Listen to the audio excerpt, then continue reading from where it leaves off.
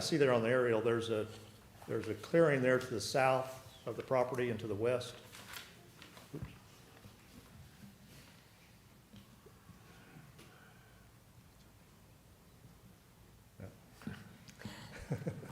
Okay, who's in charge here? Well, we can stay right there. Yeah, you can kind of see that there's an access drive there, that we're going to access the property from the south. It's true, we are going to have to come through the neighborhood to get to this neighborhood. And that was one of the big topics of discussion, along with the drainage, with the neighborhood meeting we had. But I have the developer here. He'd like to speak a little bit about the project, the intent, and then I can be happy to answer any questions y'all have. We can both answer any questions y'all have. Great. Thank you. Hi, good afternoon. My name is Steve Griffith. I'm the founder and director of a nonprofit called Lifeway Foundation. The foundation will be the one that will be administrating whatever we develop in this particular arena. We have a heart for older folks. My parents, my grandparents, I mean, everybody's got older folks in their lives, and they can kind of see the plight that they have to go through, particularly if they're single.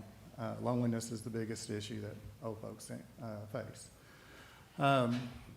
We were looking for a piece of property that would be conducive for older folks to be able to have access to health care, to groceries, to basic needs like Walmart, places like that.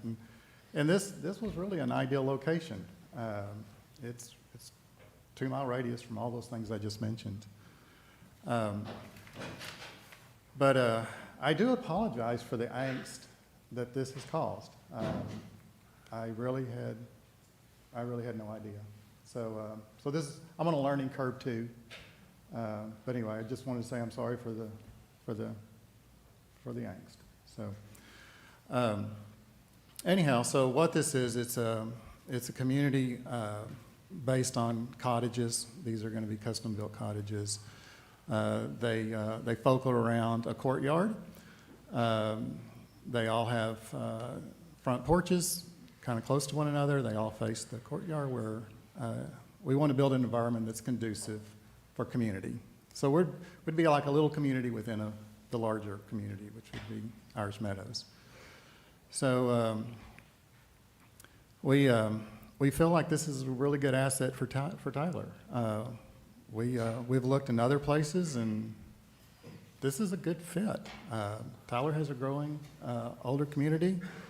Got some housing. Every city needs housing. I mean, that's just a given. This is Texas. We're growing. So we felt like this would be a good spot. We love nature. We love the trees. We love the park that's just a little bit to the north of there. But one thing to really kind of keep in mind is we're not profit-driven. This is more about people. So we're not trying to cram it. I mean, we're pretty far below the density that NR allows. And one reason we want to do that is because we like the trees. We like the space. We like the open spaces. It would be, think about where you live. You like your yard. You like your trees. Well, senior citizens like that too. So this is one reason we really like this spot. One thing I think that does need to be brought up is, this land is going to sell. It's in a prime location. We feel most likely it will, if we don't get it, it will be bought by a developer and probably they'll go with R1A. That's what they'll try to get. And so we just did the traffic analysis. Okay, what if we took 42 of our cottages, which are going to be single occupancy, senior citizens, and comparing that to if this was R1A with 20 homes, okay? Your single family homes have an average of 2.5 to 3.5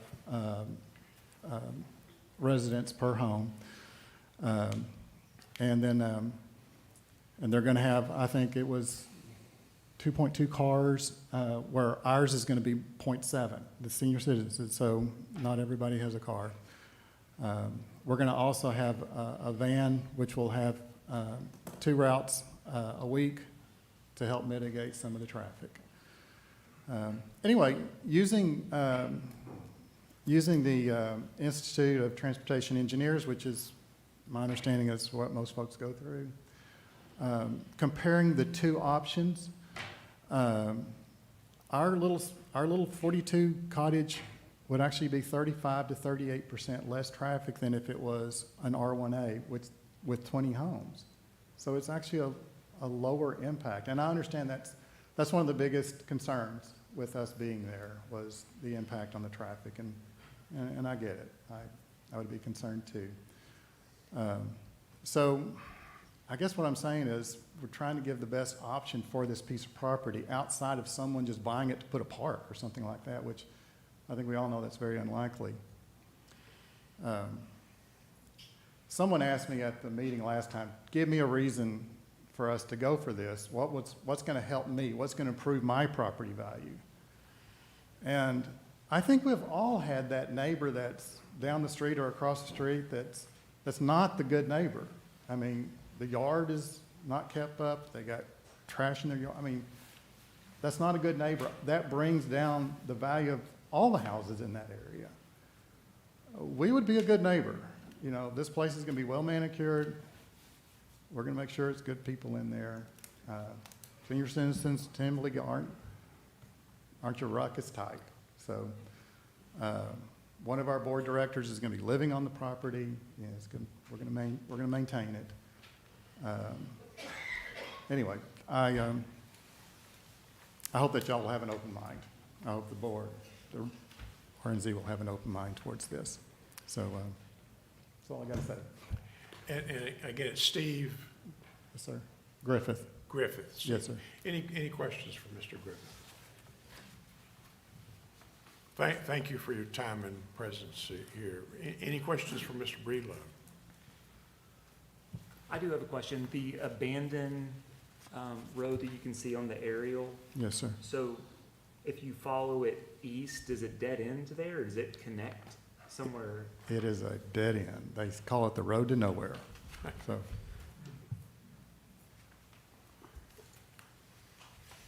All right, again, thank you for your time and welcome. presence. Mr. Breedlove, anything you want to add? All right, We're several, happy to answer any questions that come up along the way. sure. Several people have signed up to speak, and the first name I see is Amanda Addison. Ms. Addison, if you'd state your name and address for the record. Hi, my name is Amanda Addison. I live at 9358 Gaelic Hills Drive. Thank you for coming out in support, and thank you for allowing us some time to speak. I live on the street that is going to be used to get to the road to nowhere. Have lived there for 17 years. My understanding of this road to nowhere is that it was actually built when Toll 49 cut off the access to the property there. So it wasn't really ever intended on being like a road, from my understanding.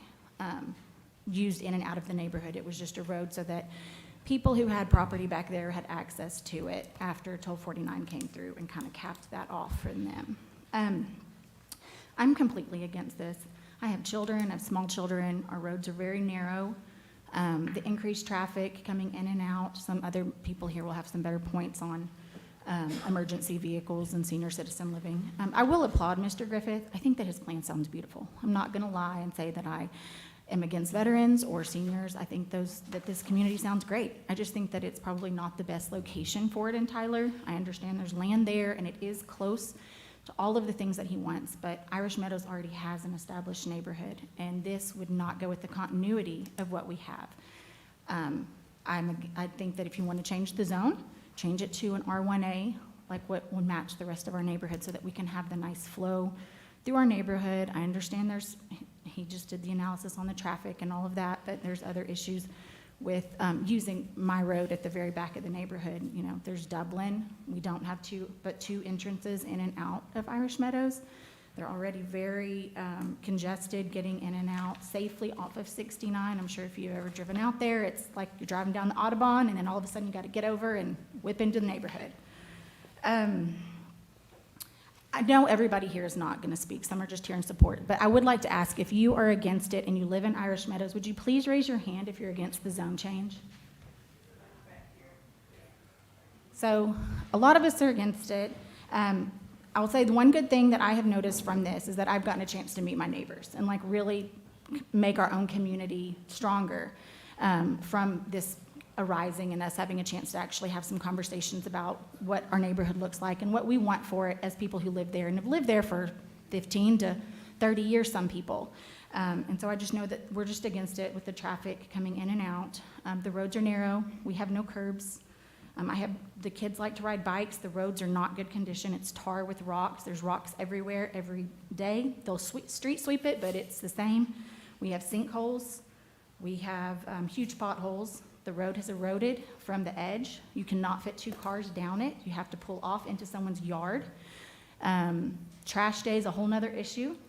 So I just think that if any kind of increase, it would just not be good for our neighborhood. And I think that is all I have. I think if you want to change the zoning, that's fine to change it, but to just change it so that the continuity goes with what Tyler has planned for Irish Meadows, which is an R1A. Thank you. Thank you for your time and presence. Any questions for Ms. Addison? If not, is there a Bianca Story?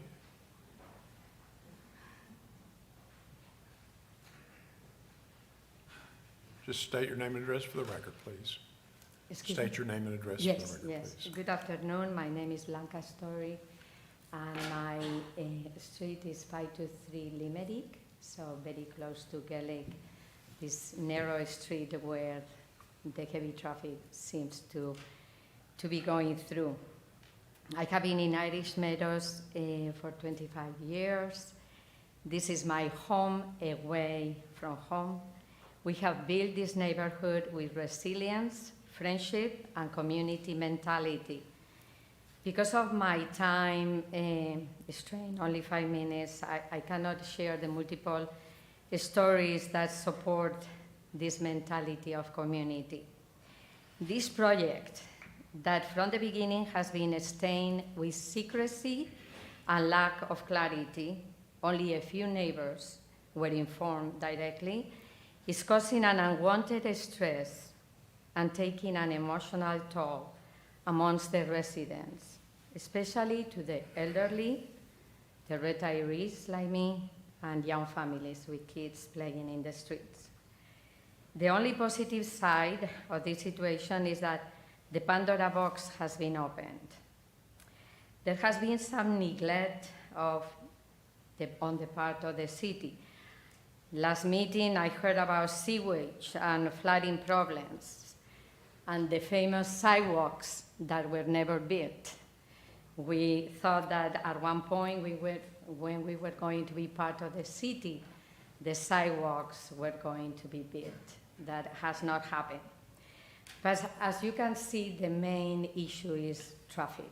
We are very concerned about that. Our streets are driveways, narrow, and again without sidewalks. With more families having teenagers who have started driving, it has increased the volume of traffic. Walking, like me, I'm a walker with my husband, walking has become challenging and sometimes dangerous. The access to this space will be through Dublin, the main artery to the neighborhood, which is also very narrow. And I'm going to be very redundant saying narrow. Gaelic, which is that street that we are talking about, is an extremely narrow street where you have a great number of kids who play outside. This is the main entrance to this new project. So, I don't know if you guys have been in Irish Meadows. I will, if not, I will invite you to come so that you can see with your own eyes what we are talking about. You will see that when 2 cars are at the same time on the streets, on the main street, and this is the main street, and you are walking, number one, the cars have to stop, and you have to get into the front yards of the neighbors because there is not a place to simply walk. So thinking about this increment on the volume of traffic, like I said, is causing a lot of stress. And that's it. Ms. Story, thank you. Any questions for Ms. Story? If not, again, thank you for your time here. Darlene Skates, Ms. Skates?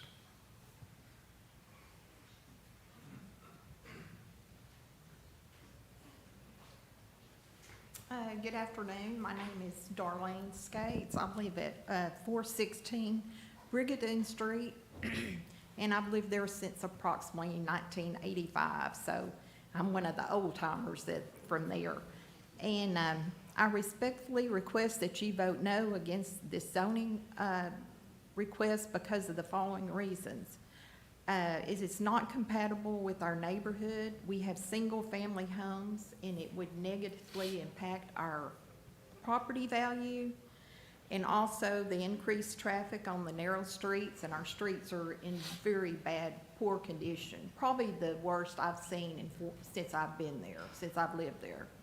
I'm a walker in the morning, and I've seen a lot of the people that walk, and we have a lot of kids that ride bikes and play, and so the increased traffic would be a problem. The noise pollution. We get a lot of noise from Highway 69. In the summertime, we get a lot of noise from Faulkner Park, and I just feel like if that wooded area is taken down, we will get a lot of noise from Loop 49, which we get a little bit now, but I think it would be, and plus I'm an animal lover, so taking out the woods would be hard for me because of all the wildlife and things that we have over there. The last point, the utilities, I'm not sure about the Liberty Utilities problem. I don't think that was ever resolved. We're still paying Liberty Utilities. We are not on, we have City of Tyler water, but we do not have City of Tyler sewer. And I don't know where that problem was ever left. We just had a major water leak out there Easter weekend, and our water was cut off for a whole day to our neighborhood. And so I just don't know. I mean, I guess I'll have to ask my city council person, because I don't know where that is. And my last comment is, our neighborhood's not real fancy, but it's our neighborhood. And so we hope you'll vote no. Thank you. Thank you, Darlene. Any questions for Ms. Skates? Any questions for Ms. Skates? All right, I also have a screen that just went blank, so. Okay. A couple of other people signed up to speak, and they're not on my screen. Are the persons here who signed up to speak? Yes, sir. Good afternoon, ladies and gentlemen. My name is Paul Oster. My wife and I live at 9353 Gaelic Hills Drive. This week marks 30 years we've lived in our home. When we bought our home in June of '95, the furthest thing south was Brahms. Several years later, we moved in. We were annexed by the city of Tyler. I was for the annexation. I didn't mind paying more taxes in order to have City of Tyler fire and police protection. We were also led to believe we would get better streets, maybe sidewalks, better lighting. None of that ever happened. The city comes out every couple years, they fill in the potholes and they lay a little asphalt, but that's about it. We're also some of the few City of Tyler residents that still have tall timbers as our sewage company. My understanding is we pay more for our sewage than most people in Tyler. How is that possible? Back then, our neighborhood was surrounded by woods. We were not naive enough to think that that would last forever. Soon, Faulkner Park was developed. What a blessing to our neighborhood and the city of Tyler. Then came Loop 49, maybe a blessing to the majority of the citizens of Tyler, but not to the residents of Irish Meadows. Soon our peaceful setting was replaced by the constant noise of big trucks barreling down 49. It's much worse in the winter when there are no leaves on the trees to insulate the neighborhood. I think Tyler, this board in particular, has done a good job in helping develop the city. I can go across the street in less than 5 minutes, see a movie, grab dinner, and hit the grocery store. Most everything we need is right there. So why am I opposed to this zoning change and proposed development? It's very simple. We cannot absorb that amount of new traffic. Our roads are unsafe as it is. Our streets are small. To pass by oncoming vehicles, both drivers have to get on the shoulder to pass each other. If you're out for a walk or run, you have to get off the road in order to be safe when cars approach. We don't have sidewalks. Kids have to ride their bikes in the street. We cannot absorb 42 new homes on less than 6 acres. The proposal is for 55 and up demographic. With that brings an increase in home health care, fire trucks, and ambulances. Many of you don't know this, but children on one side of the street in the neighborhood go to TISD. Right across the street, they go to White House. So we have twice as many buses in our neighborhood than any other neighborhood in Tyler. I listened to an interview recently that the mayor was giving. He was asked what makes Tyler so great. I was impressed with all the accomplishments we as a city together have made over the last few years. I am quite proud to call Tyler home. It's no wonder we are always ranked as one of the best places to live in the United States. Then the interviewer asked the mayor, what is the biggest challenge facing Tyler? You know what he said? Traffic. Let's talk about the proposed zone change in order to develop 42 tiny homes. I've heard it referred to as a veteran's home. Let's be clear, it's not a veteran's home. There may be some veterans living there ultimately, but anyone 55 and above will be allowed to live there. As a veteran myself, I want to make sure the housing of veterans is not an angle that is being exploited here. If the developer truly was concerned about creating a utopian type setting for people to live in, as he describes in his brochure from the Front Porch Cottage Village, No Worries Living, don't you think he would have canvassed the neighborhood and talked to the residents of the neighborhood he was looking to disrupt and change forever? We live on the corner of Dublin and Gaelic Hills Drive. This will affect our living as much as anyone. I will tell you what he did. He only passed out brochures to those that lived within 200 feet of the proposed development. I'm sure that's the law. He also did it almost 30 days exactly before the date of this meeting. Again, meeting the bare minimum legal requirements. Let's talk about the traffic survey he said they conducted. You mean the young kid that sat in his car at the end of the dead-end road counting cars? That's the traffic survey. As soon as my wife and I heard about this proposed development, we went to work. Multiple neighbors got together and went door to door, making everyone aware of what was happening. Surprise, the only people that knew were in the 200-foot zone. Together, we collected over 160 signatures from residents opposing this zone change and development. We flooded our city councilman with phone calls and emails. This manifested into a town hall meeting last week, which was well attended by our neighbors, the City of Tyler representatives, the developers, and our city councilman. The developers will tell you they've never developed anything like this, nor is there anywhere else like it in the country. It's a vision they have. Well, we don't want to be their test subject. We know changes are coming our way with the development of the property to the south of Cumberland Road and east of Faulkner Park. We know it. We know it's coming. That's going to happen, and hopefully this board will make sure it's done right.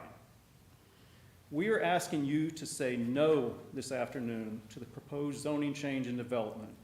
We are asking you to support your fellow citizens who have paid taxes here for many years and have called Tyler home. Thank you. Thank you, sir.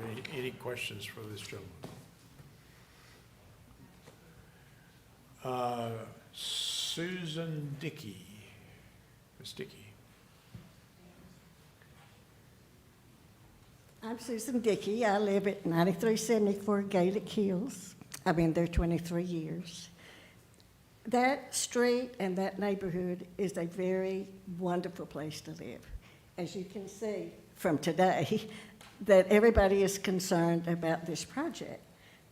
And so if you would understand the full effect to our neighborhood. Now, a lot of things have been addressed. Drainage has not. When it rains, because the neighborhood slopes down, our house and a lot of other houses, there's a lake in the backyard, and you have to make sure that it drains properly or you're going to have water in your house.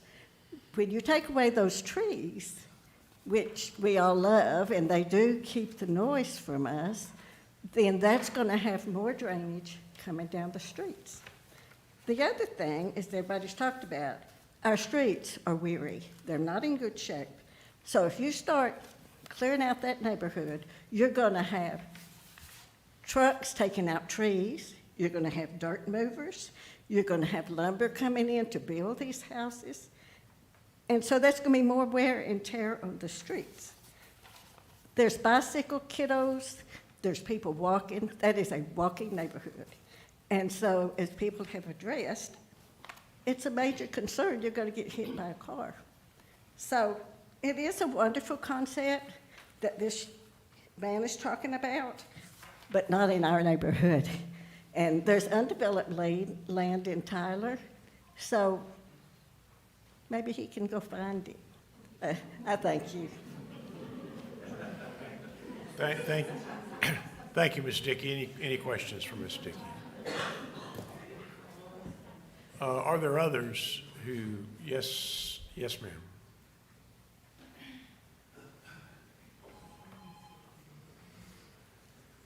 Hello, my name is Jennifer Lemke. I live at 9362 with my husband. We've lived here for 30 years.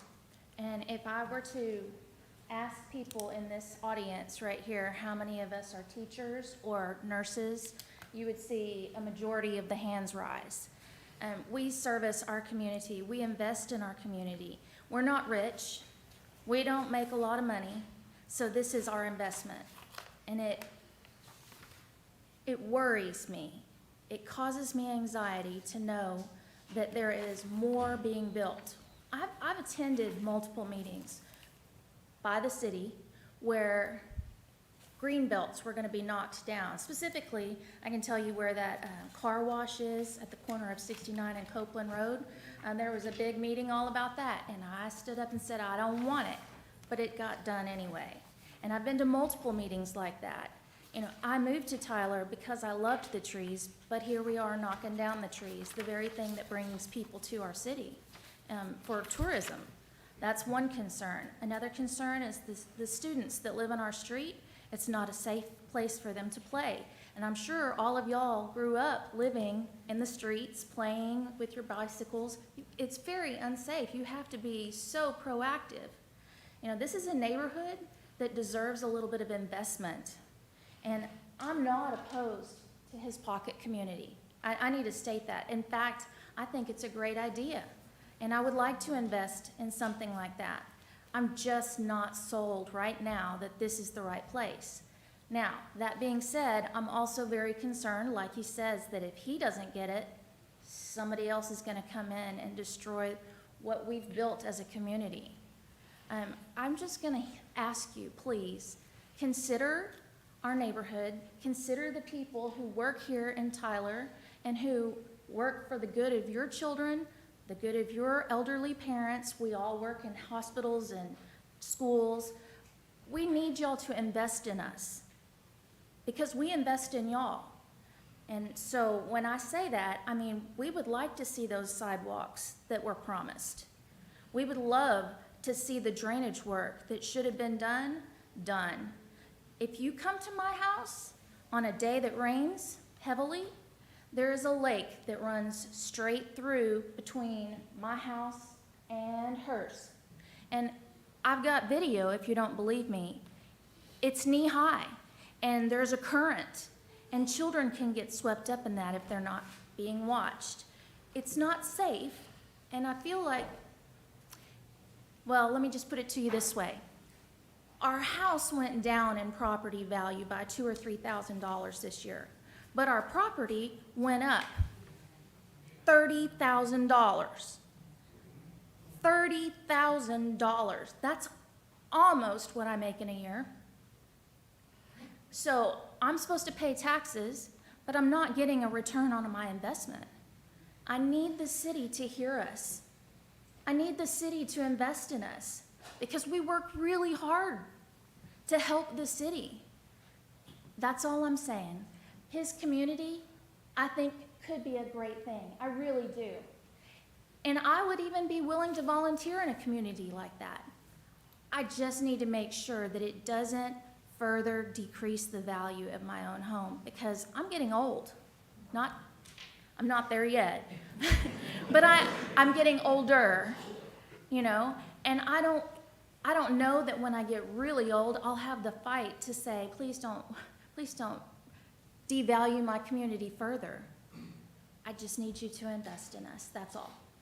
Thank you.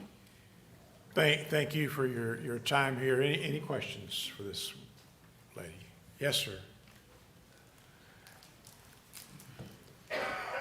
I haven't done this in a long time, but sometimes I like the rule.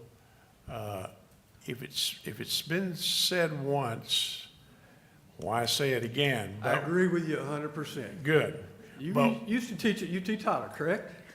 I did. And I took a course from you. You had a good job. Did you make an A? I did. Good. I made an A on everything I ever took. Good. And I don't know if it was in spite of you or because of me, but hey, it all turned out. I'm Randall Jarvis, and I live at 525 Limerick.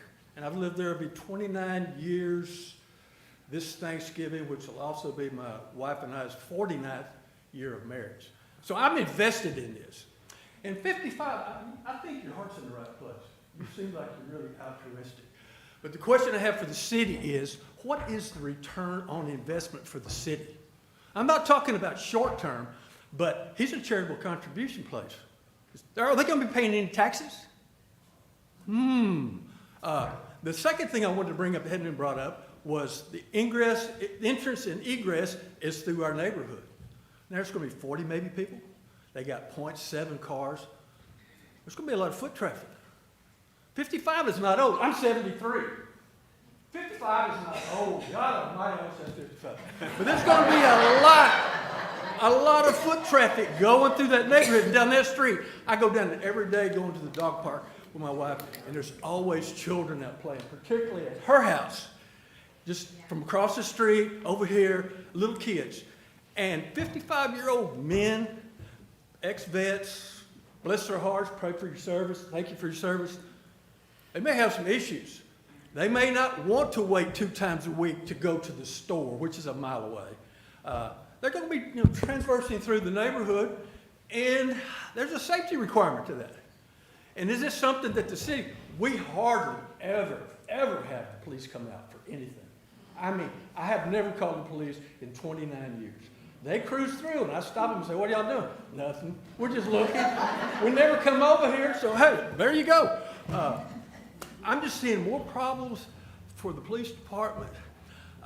These things are going to be tiny, and I'm guessing they'll be well built for 3 or 4 years. And with the Texas weather and the typhoons that we have coming through here lately, they're going to deteriorate quickly. And as you know, well, we're going to have somebody there. But where's the money going to come from when they need to be rehabbed? How long will it take before the foundation, or maybe he passes away, the LLC that's going to belong to, goes kaput and it gets sold off, and anybody's welcome. Those are, they haven't been brought up before, so I wanted to bring that up. The second thing was, if you want to do it, and I get all these complaints, you cut that road all the way out to 69, and you build a wall around your little development. Gated community.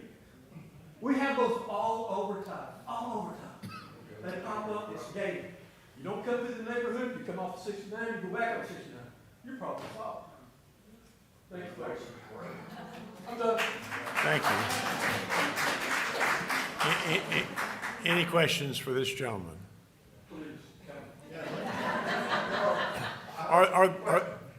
Are there any other former A students of mine who want to speak? If not, yes, sir. Yes, come to the microphone. Please come to the microphone.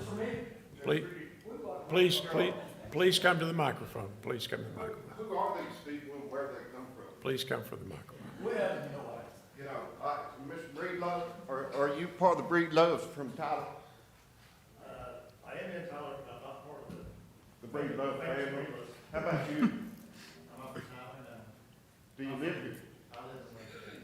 Do you come from West Virginia? I understand this company is from West Virginia that's doing this.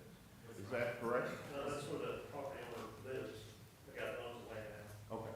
What does he have to do with it? Is he just selling you the property? Okay, so you're purchasing the property and you're doing all this on your own. Is the construction government subsidized? Zero. We're getting no subsidies. Are you gonna get money because? Sir, I appreciate this dialogue, but could y'all come to the microphone so we make sure there's a record of the conversation? Stephen, Bob? Will they pay any property taxes? I think you're a liar, for one thing. When you first come in here and you started talking, I just don't Sir? understand.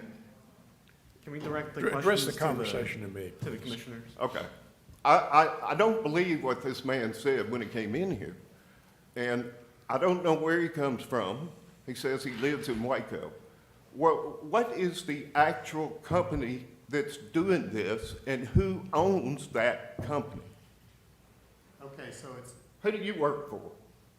I'm self-employed, but this is a foundation. This is not a company. Oh, it's a foundation. It's a nonprofit 501c3 foundation. Well, where in the world did they get the idea to do this? Sir, we have done projects. This is not the first project. We look for needs. in the Oh, I community. thought you said it was the first project It's the like this. first You know, senior citizen. Sir, I'm gonna have to, I'm sorry, this conversation's sort of a sidetrack. I'm gonna have to stop at this Well, point. My question was where these guys come from. Why don't you And that's visit, really all I want to know. visit with him separately, please? Thank you. Any other person who would like to speak? Yes, ma'am.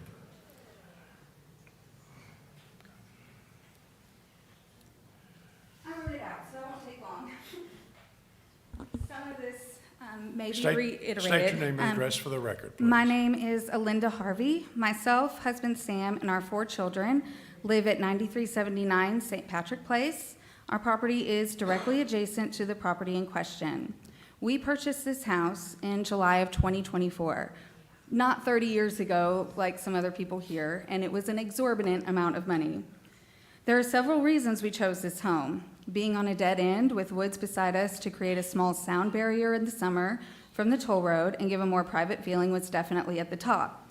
We love the charm of Irish Meadows, well-appointed single-family brick homes that are all up to city and neighborhood code, nice-sized yards, conveniently located, and family-oriented. The months we spent in our home, we have grown to love it and the neighborhood more and more. We did know about the vacant lot next to us and even went to scope it out when we first moved in. We knew there was a chance a developer would purchase the land. We imagined homes that mimic the look and feel of the rest of the neighborhood, as the street is part of our subdivision. Single-family brick homes may be a handful. Never in a million years did we imagine 42 tiny houses as our neighbors. We would not have purchased our home less than a year ago if we pulled into the drive and saw dozens of tiny homes beside us. This was a huge investment for us during a time when the housing market is out of this world and property value keeps going up and up. It isn't right for our investment to potentially depreciate in value and us come out at a loss because of a zoning change that doesn't meet the same standards as the rest of Irish Meadows. I know it's been mentioned that drainage will be an issue, and I can also confirm that it already is as we deal with flooding in our yard and shop every time it rains. Adding 42 new residents could magnify that issue immensely.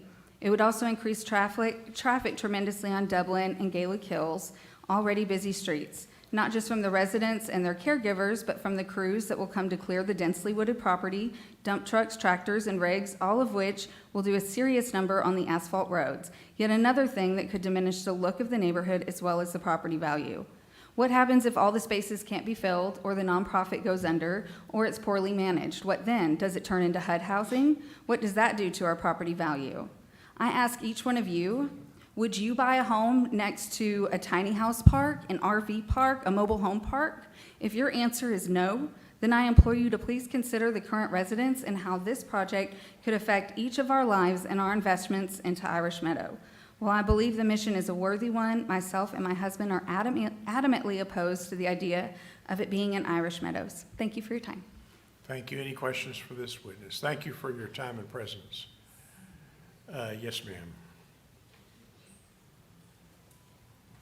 Good afternoon. I'm Jolene Oster, and I live at 9353 Gaelic Hills Drive. And everything was pretty much said, so I would be redundant, so I won't read mine. But I did bring my petition with me, and it has over 165 concerned residents opposing this project. And I do want to emphasize that 100% of the residents on Gaelic Hills Drive are united in their opposition. And we believe this experiment is not conducive to our community, and we urge you to listen to the people who live here. Thank you. Thank you. Any questions for this witness? Yes, ma'am. Can I sign the petition?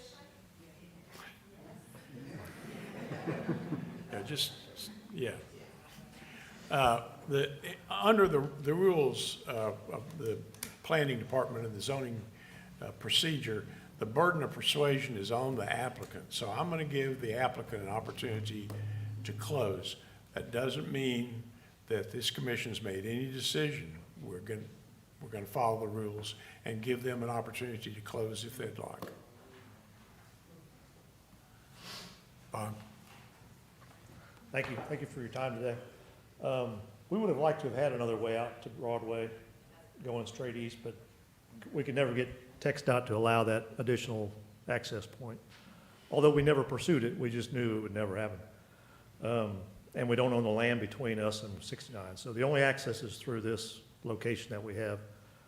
We chose not to use St. Patrick's, I believe. St. Patrick's just to try to minimize and go around the backside, I guess you could say. We understand the angst that we've caused with everybody, and again, we apologize for that. We're obviously trying to build a neighborhood within a neighborhood, and that's where we're at. So we're happy to answer any questions you have, and I know there's some drainage problems out there. We will definitely be handling the drainage that we generate, handling it the way that we're supposed to. We would not be able to fix all the drainage problems that are out there, and there are numerous ones, but mostly because by the bar ditch streets not having curb and gutter and things like that. So I'm happy to answer any questions you have. And any questions for Mr. Breedlove? Bob, thanks for your time and presence. Yeah, yes, sir. This is one person. There's two of us that got to speak before. Please come to the microphone.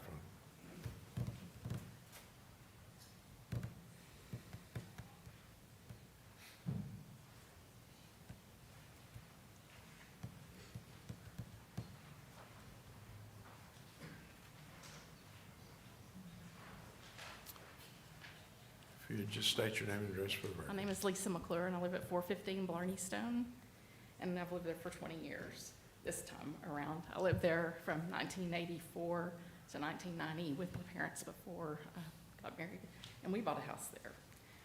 I'm going to read a statement from my neighbor who lives at 414 Blarney Stone. Her name is Jennifer Subin. I'm writing to express my frustration with the scheduling of today's meeting for the planning and rezoning of the Irish Meadows subdivision. Most families in this area are working middle class and unable to break away for the meeting during business hours. Additionally, many of us were not aware of the meeting that was held at the police station because the city was following the notification requirements of only notifying the residents within 200 feet of the proposed rezoning. I've lived in Irish Meadows since 1983. My home was one of the first 5 built in the neighborhood. When we were annexed, we were promised many changes that have yet to happen, including but not limited to city streetlights for safety, city sewer, upgraded roads, addition of curbs and drainage support.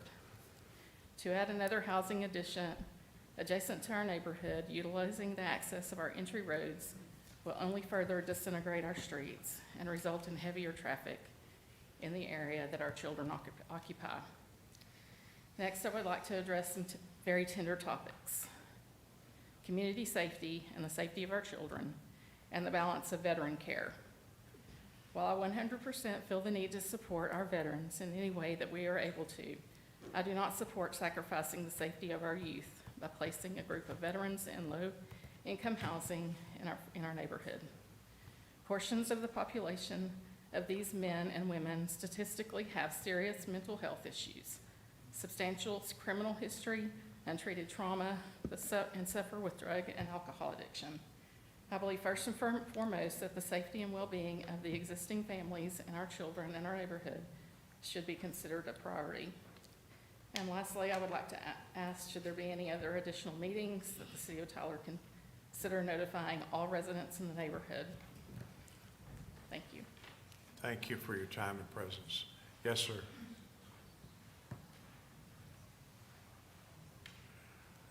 Yes, sir. My name's David McClure, and I live at 415 Blarney Stone. That was my wife. She was reading for our neighbors, so I'm speaking for us. But basically, we've lived there for 20 years, and y'all annexed us about 6 months after we moved there.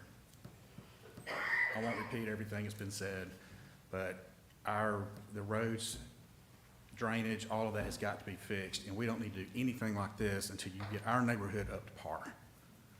It has to be fixed. They made a very, very poor attempt about 2 years ago to fix the roads, and it didn't work.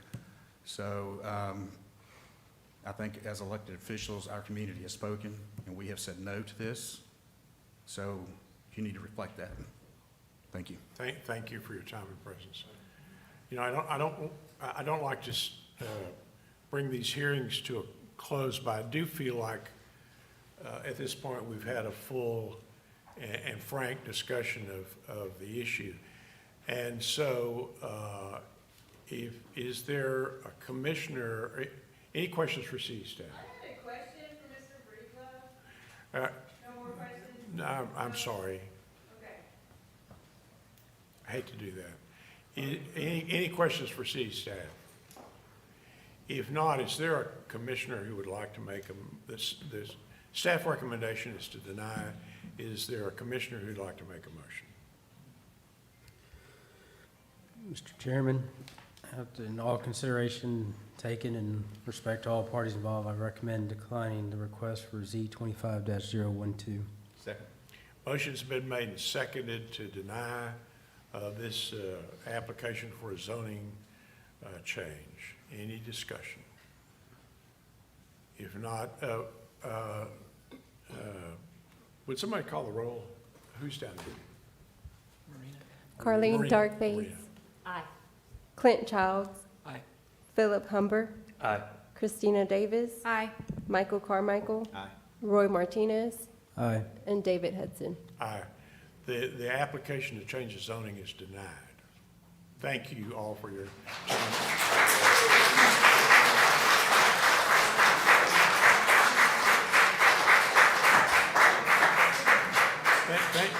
Thank you for your time and presence.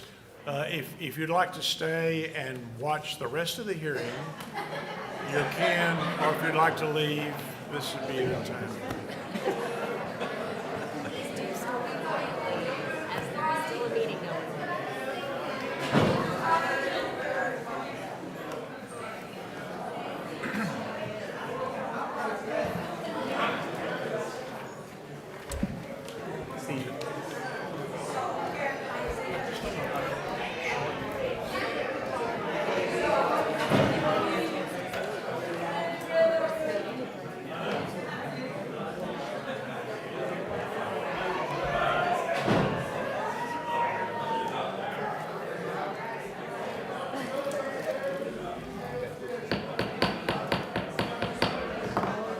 This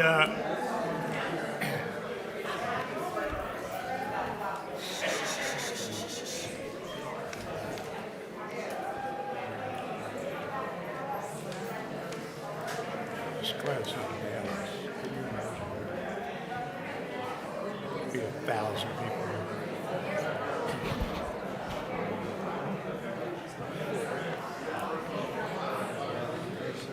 Where's our police officer?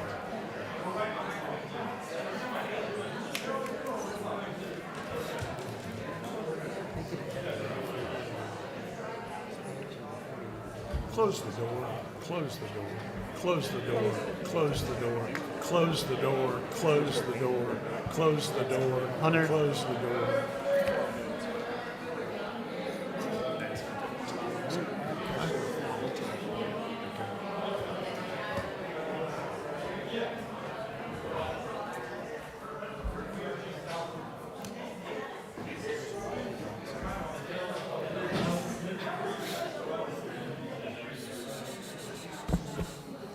The next item on our agenda is PD 25-009, Henry's Fork Investments LLC. Sheila?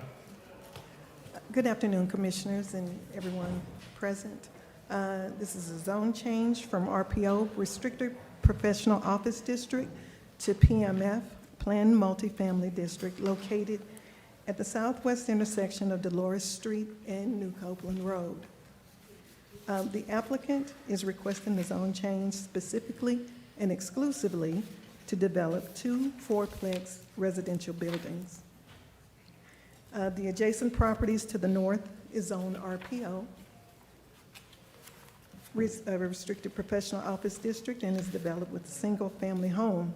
The adjacent properties to the east is zoned PUR, which is a planned unit residential and is a development of single-family homes. To the south is zoned a PCD, Planned Commercial District, Planned Commercial Development District, and is undeveloped. To the west is zoned R1A, or a single-family residential district, and is developed with a single-family home. The future land use guide identifies this property as a single-family, medium-low density, and this request would amend the future land use guide to be townhouse garden apartment. The applicant is requesting the zone change specifically to develop 2 fourplex residential buildings on a single lot.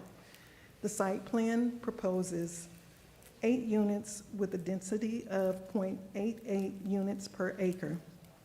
The proposed setbacks are 15 feet in the front, 15 feet on the rear, and 10 feet on the interior side. The site plan also proposes a 10-foot wide type A buffer yard along the west property line. The maximum height of the buildings is 42 feet.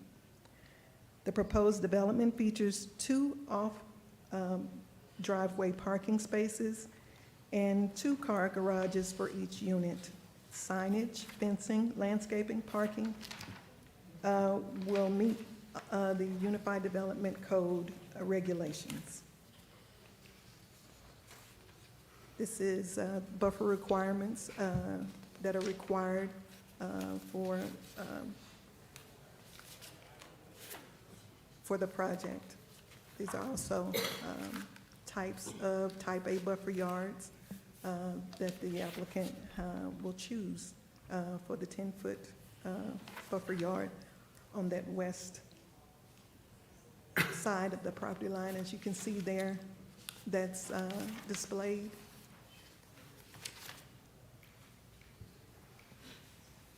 This is also a rendering of this, of the 1-story fourplex unit.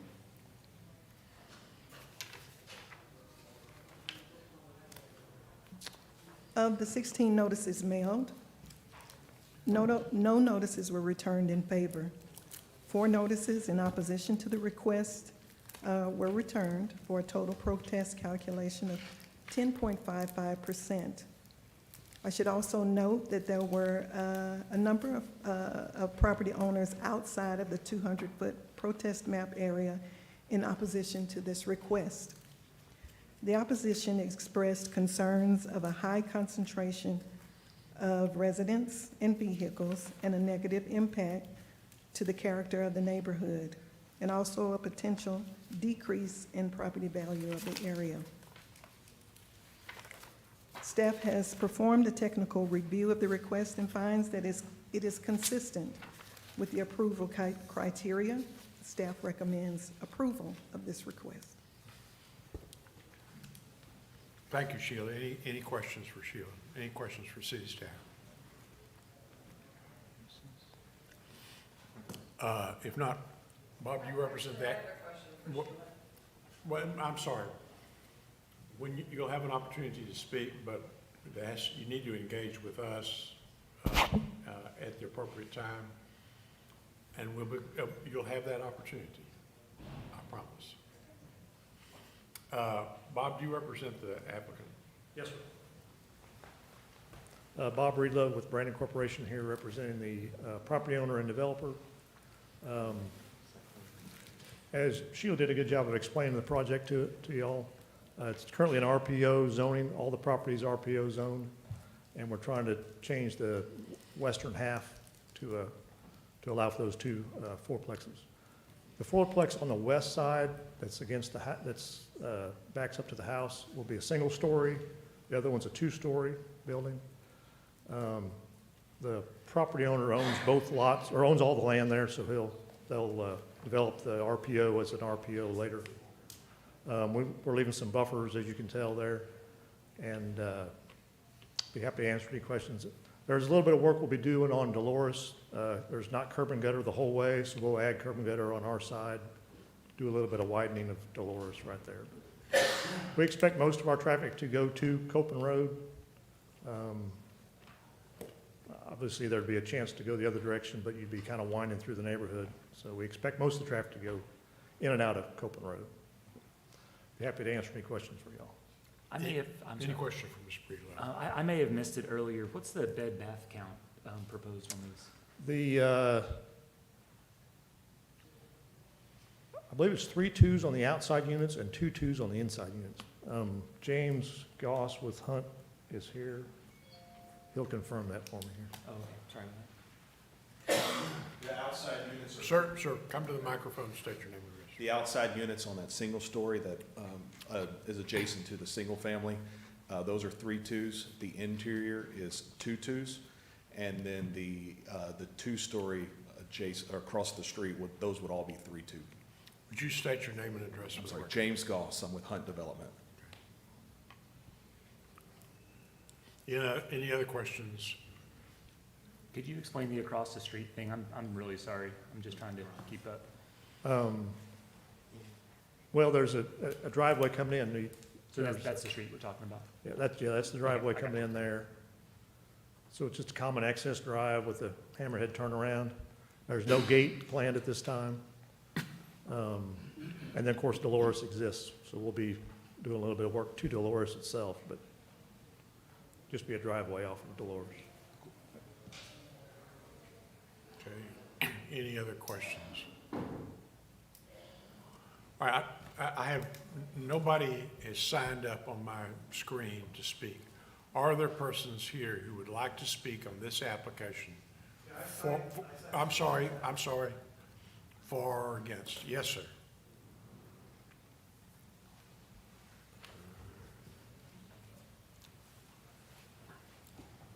Good afternoon. My name is Wayne Page. I live at 909 Dolores. My concern is the traffic on Dolores is one of the main entrances to Foxcroft Addition. In addition to that, we have a new addition across Copeland Road that comes into this intersection, plus the industrial park off Copeland Road. Most of those make a U-turn at this intersection, which puts a lot of traffic on Copeland Road. And my concern is the safety of the traffic and all that. Copeland Road is a real busy intersection. So that's my concern. All right, thank you. Any questions for this gentleman? Thank you, sir, for your time and presence. This lady here really should go first. I'm sorry I put you off, but. Oh, no, my apologies for jumping in. I State didn't your realize name. I couldn't ask a question at that point. State your name and address. My name is Crystal Strickland. I'm here on behalf of Copeland Point Owners Association, which has a pretty large footprint within that 200-foot area that was noticed. I'm also here on behalf of myself as an owner of Dreamy Tree Holdings, which owns 2 suites within the buildings there. And actually, if I can now, am I able to ask the question I wanted to ask her? Why don't you address the questions to me? Okay, sure. So I was curious as to how you guys calculate that percentage for the notices that were returned in opposition.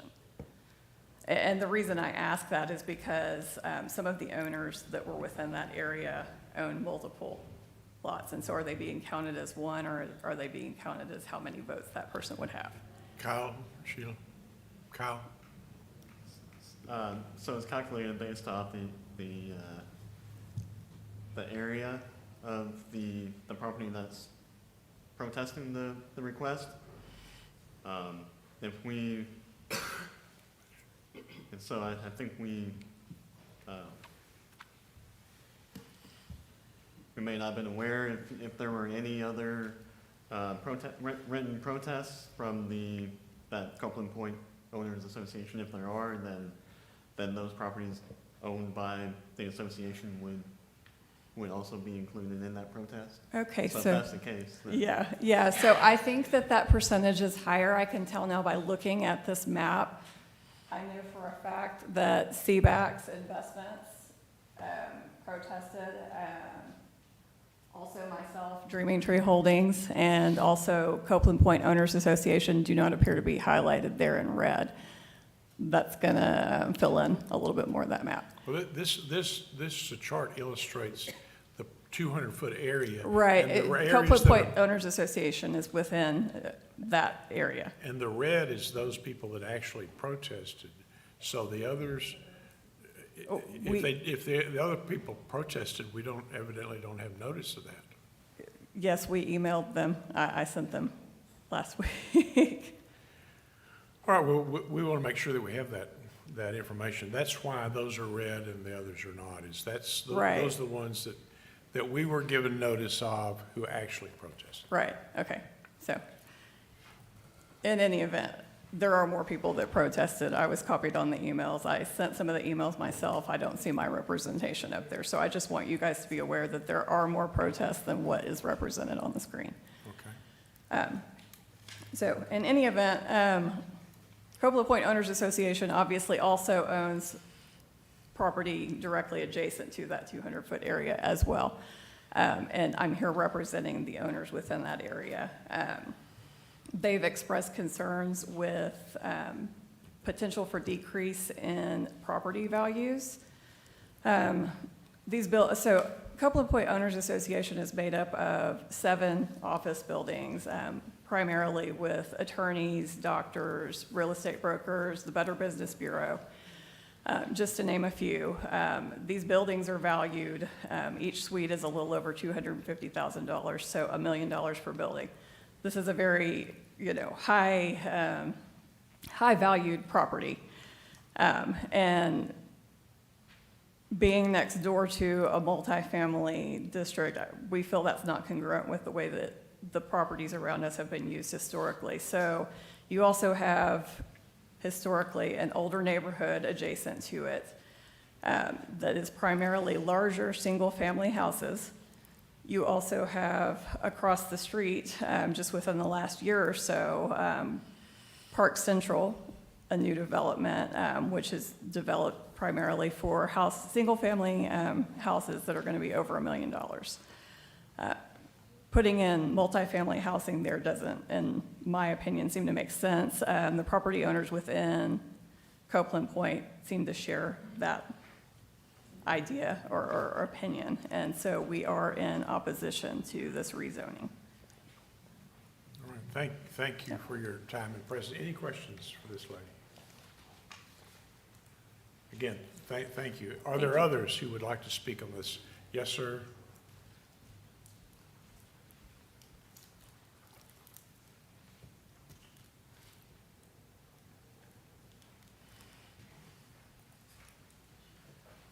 I'm James Finninger at 6019 Foxcroft. I just actually saw this notice in this lot yesterday, so looked it up and realized what was happening. As other people have said, and I will reiterate this, that it doesn't fit the neighborhood. We have houses, the average house size about 3,500 square feet for the single family units, okay? I've lived there for 25 years. We just completely remodeled our house to bring it even up higher. And it's very, very nice. Everybody probably knows where Foxcroft is. It's a well-respected neighborhood.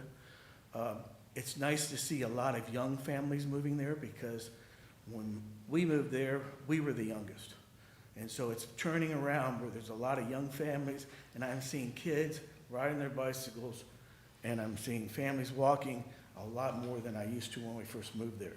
So, and you're saying the traffic, most of the traffic would go out to Grande. Well, Reek Road is the other road that intercepts with New Copeland. It gets so crowded around there, people are coming through Foxcroft now to get back over to New Copeland to get over to Grande, because Grande is now one of the major roads going through there, and Reek is kind of, Shiloh's too busy, so they're using Reek. Reek gets backed up, they use Foxcroft. And so this would just add to it more. So I'm very opposed to it. I would think, if nothing else, it's already zoned for professional. And I think that's good, because you're up against New Copeland Road, which is a busy road, great for doctors and lawyers and such. But it's not, this is basically apartments. So you're talking about putting apartments right in the middle of a very nice neighborhood. That's all I have to say. Thank you. Any questions for this gentleman? Again, thanks for being here. Are there others who would like to speak? Yes, sir. Or ma'am, I can't see you.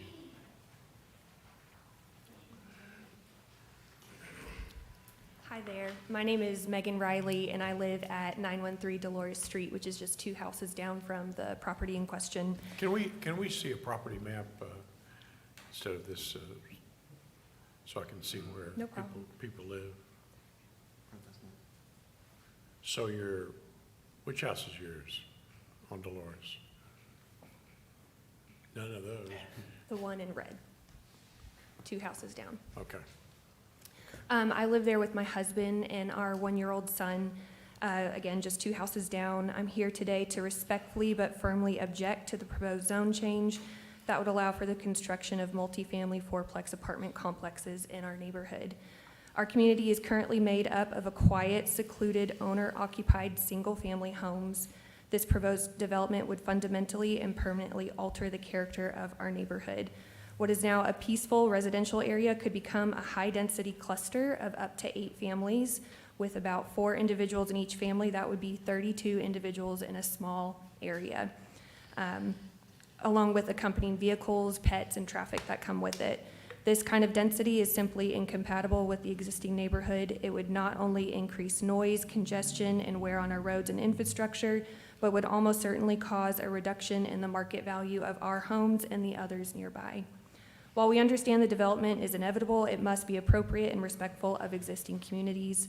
A professional office designation would be a far more suitable use of the property. It aligns with the mixed-use character of New Copeland Road, which would not negatively impact home values or the peaceful nature of our neighborhood. We're asking the commission to prioritize the integrity of our community and to reject this zoning change. Thank you. Thank you. Any questions for this lady? Thanks for your presence. Are there others?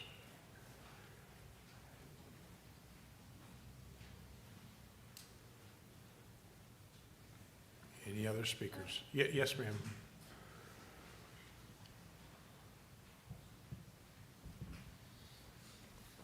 Hi, I'm Janet Doherty, and I live at 6022 Foxcroft Road, which is up and about 4 houses up on the corner of Dolores and Foxcroft, so my driveway actually runs into Dolores. And I just want to say that I'm opposed to it as well for property value reasons.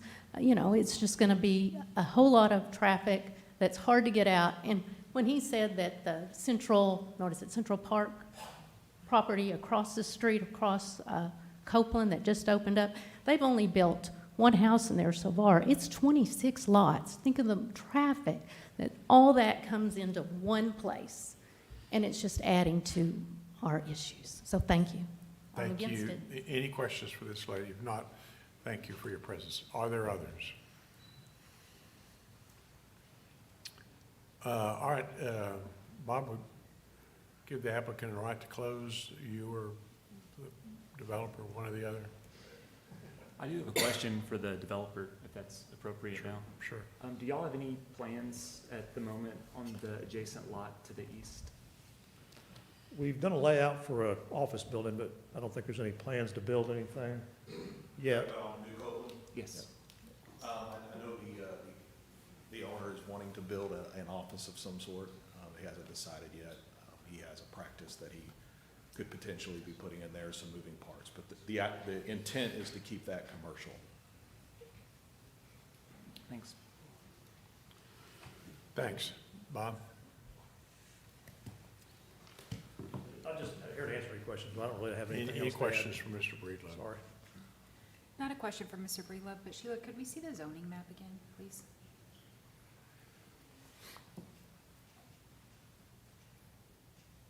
That one, thank you.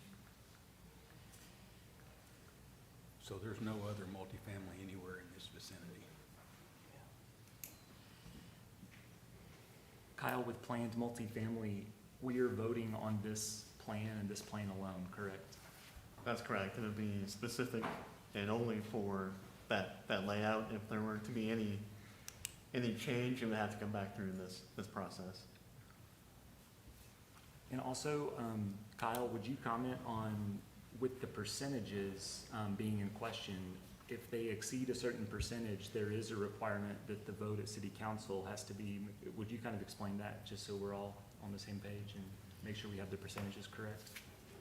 Right, it looks like if we confirm that those other properties are in opposition, that it will likely exceed the 20% threshold for calculated protest that will require city council to approve it with a 3/4 majority instead of a simple majority. So I think the feedback that you received today from those property owners or those that might represent some of them is hopefully helpful to you all.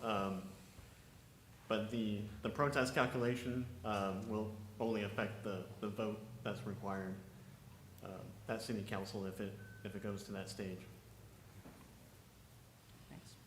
Any other, commissioners, any other questions? Members of the public, this is your opportunity to speak.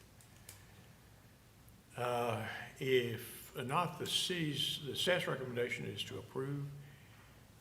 Is there a commissioner who would like to make a motion of any kind? Mr. Chairman, I would like to move to deny request PD 25-009 for density reasons. Second. Motion's been made and seconded to deny. Any discussion? If not, all those in favor of the motion to deny, say aye. Aye. Any opposed? Nay.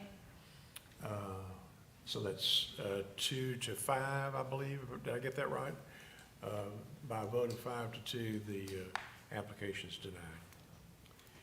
denied. Next is Z25-009, Lindhang, 3515 Woodbine Boulevard.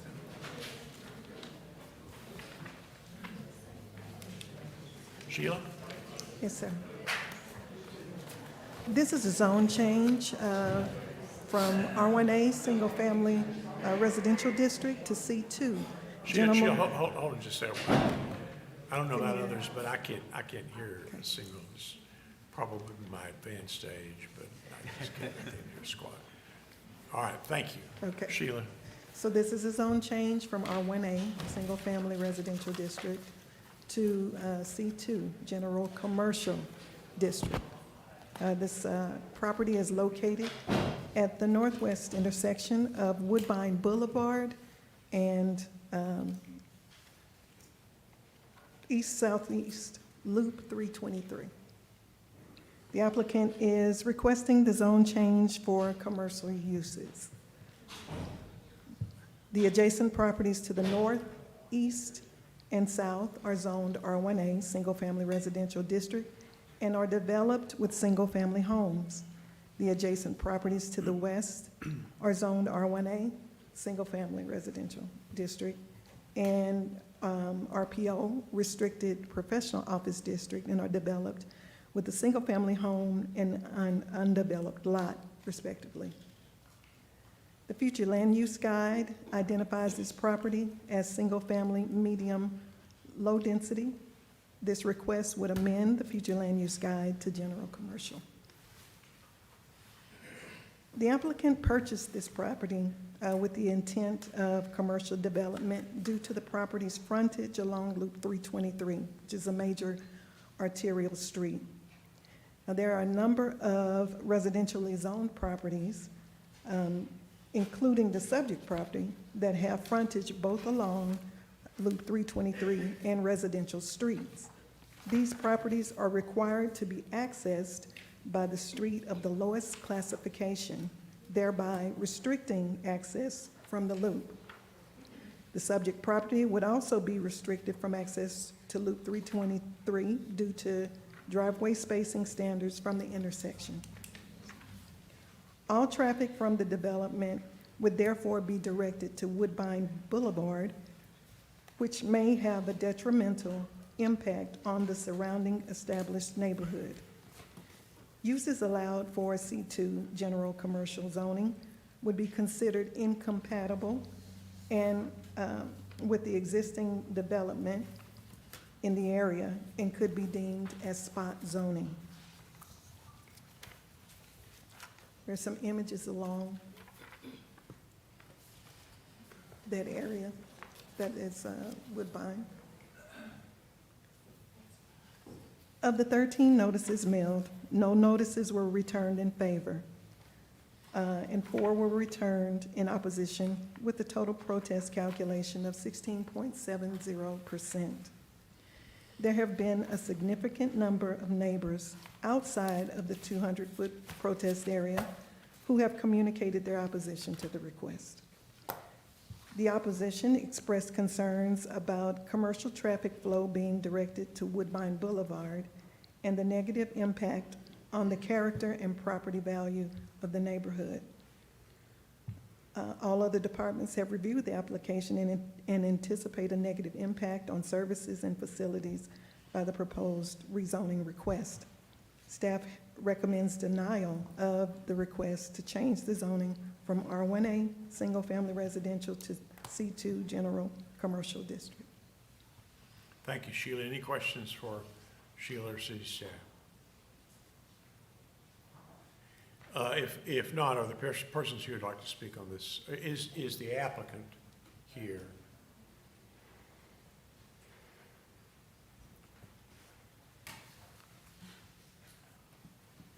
Good afternoon, Pull the lady. microphone down, state your name and address. Good afternoon, ladies and gentlemen in the room today. My name Lin Han, and my address is 3715 Woodbine Boulevard. And I would like to turn my land be the commercial land, because before that the house, but I see that my two on the loop, they all the commercial already. That's why I would like to be turn my land be commercial land. Thanks. Any questions for the applicant? Thank you for your time and presence. Are there others who would like to speak on this item? Okay. Y'all would, someone would come.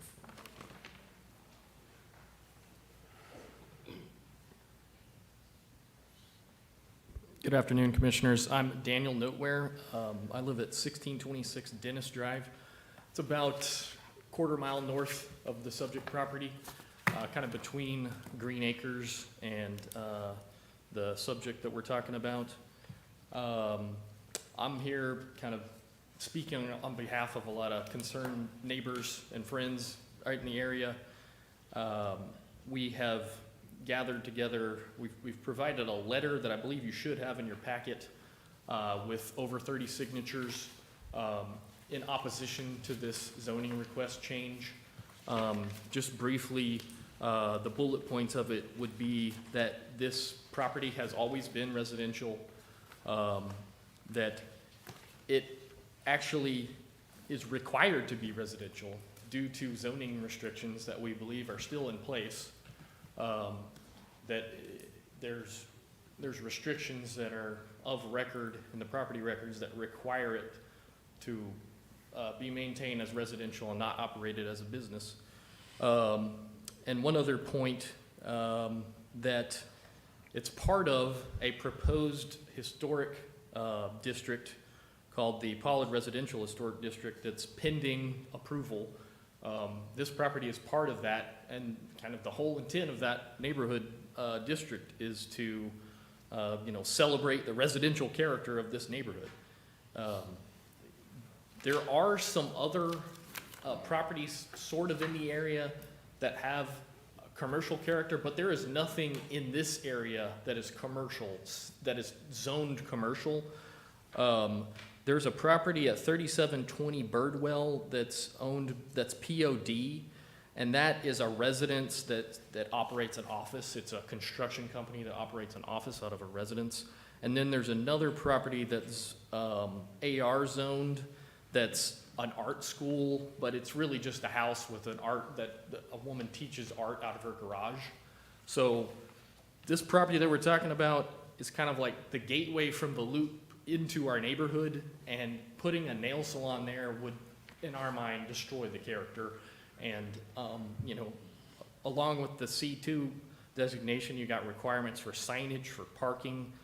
It's already been stated that the traffic would have to go on Woodbine itself, right next to other residential properties that are right there. One thing that I'd like to do so that we don't have, 20 people coming up here to speak is to just ask people in the audience to raise their hand if they're in opposition to this zoning change, and then I can kind of count those out for you. So if you do that at this time, please.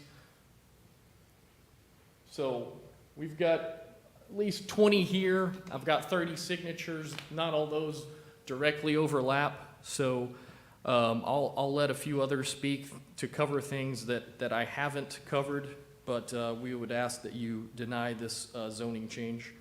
And if you have any questions, please let me know. Thank you for your time. Thank you. Any questions from Mr. Nowhere? I'm sorry. Come to the microphone. I'm sorry, I'm not, we plan for open the business up there, but we not plan it just for the land commercial only. But we don't know what build later, whatever, and we sell that land. That's why I want to be commercial land only. I don't build the nail salon, or maybe people buy and the office, doctor office or dental office, and not hurt the neighborhood at all, because the way in front to the loop and the side that the small road, the Woodbine. That's why I don't think it affect to the neighborhood. Thank you. Thank you. Appreciate Mr. Nowhere's including others, but people have an opportunity to speak if they'd like. Yes, ma'am.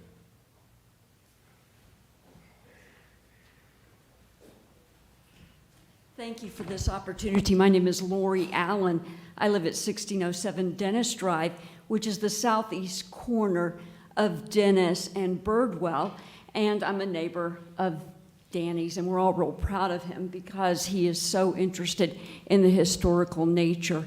Now, on that street, Woodbine, Danny can verify if I'm getting this exactly right, but when we had the Parade of Homes, it's not called the Parade of Homes, the historical tour, wasn't there a house at Woodbine or right across that double that was? Yes. Yes, and so you get the idea that there was a house that was so beautiful and so historic that's going to be part of this mid-century modern area, so designated. that it's only less than a block down from this. So like some other people who came up here earlier so eloquently asked you to do, I would like you to imagine your block, your neighborhood. Think of one house at the end, either end, maybe closest to the major thoroughfare, and that house has burned down, tragically burned down.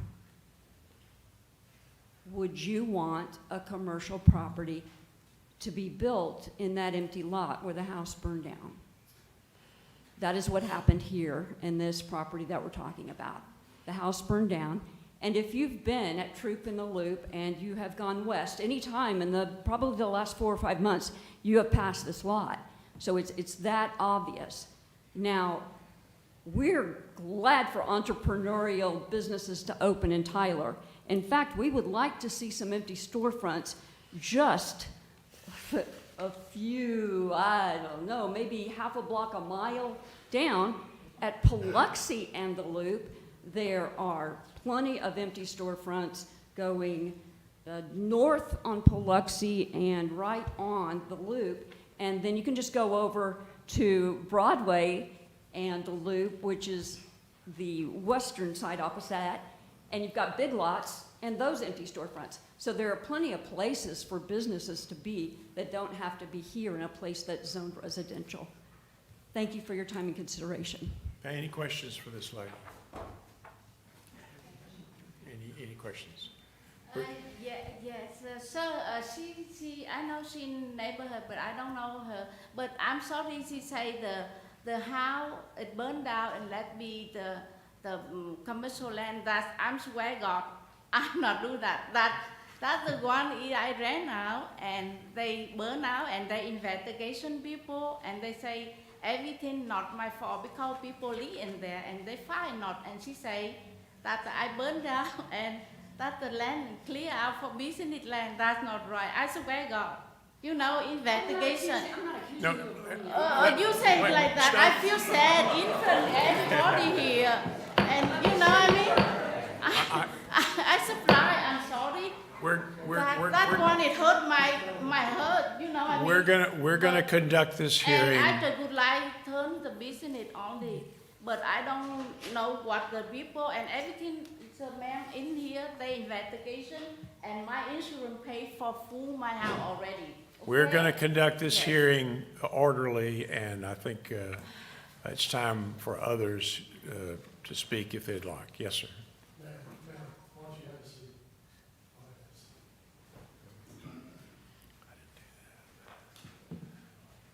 Thank you. My name is David Frost. I live at 3501 Woodbine Boulevard. 6 houses maybe in on the same side as this lot. And Danny said most of the things I wanted to say, but I did want to just kind of address some of the criteria I know that the commission is supposed to be looking at in making these types of decisions. And, you know, the change to commercial too, obviously, I think their application indicated a nail salon. I don't know if that's what she's continuing to want to do, but that includes automobile garage, sales lot, a hotel, restaurant, warehouse, gas station. Obviously, that would fundamentally change this neighborhood, which has always been residential. And I've lived there since 1997. The house that was there before it had to burn down was always occupied.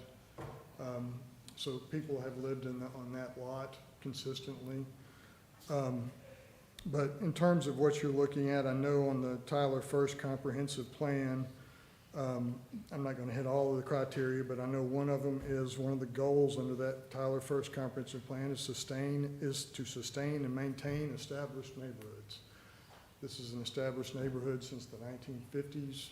The Curtis family helped develop this neighborhood, and it's a wonderful neighborhood, beautiful homes, old homes, wonderful families that live there. This area, you know, the boulevard, crepe myrtles that go across with the creek there. People love to walk around there. They don't even live on our street. They come and walk and enjoy the area.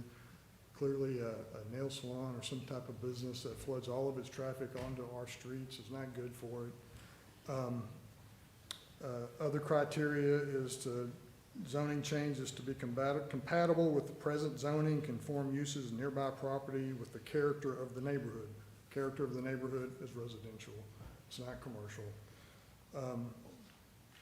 There are, it's a different issue than y'all are dealing with, but there is a Green Acres Unit Number 5, which is what this lot is in. There are restrictions to residential only. Can it be changed? Yeah, but by a vote of majority of the lot owners. That's not happened here, and would not happen. But I know that's not y'all's issue, but clearly this is a change that's not consistent with the criteria that you need to be looking at, and I urge you to vote no against this. Thank you. Thank you for your time and presence. Any questions for this gentleman? If not, yes, sir.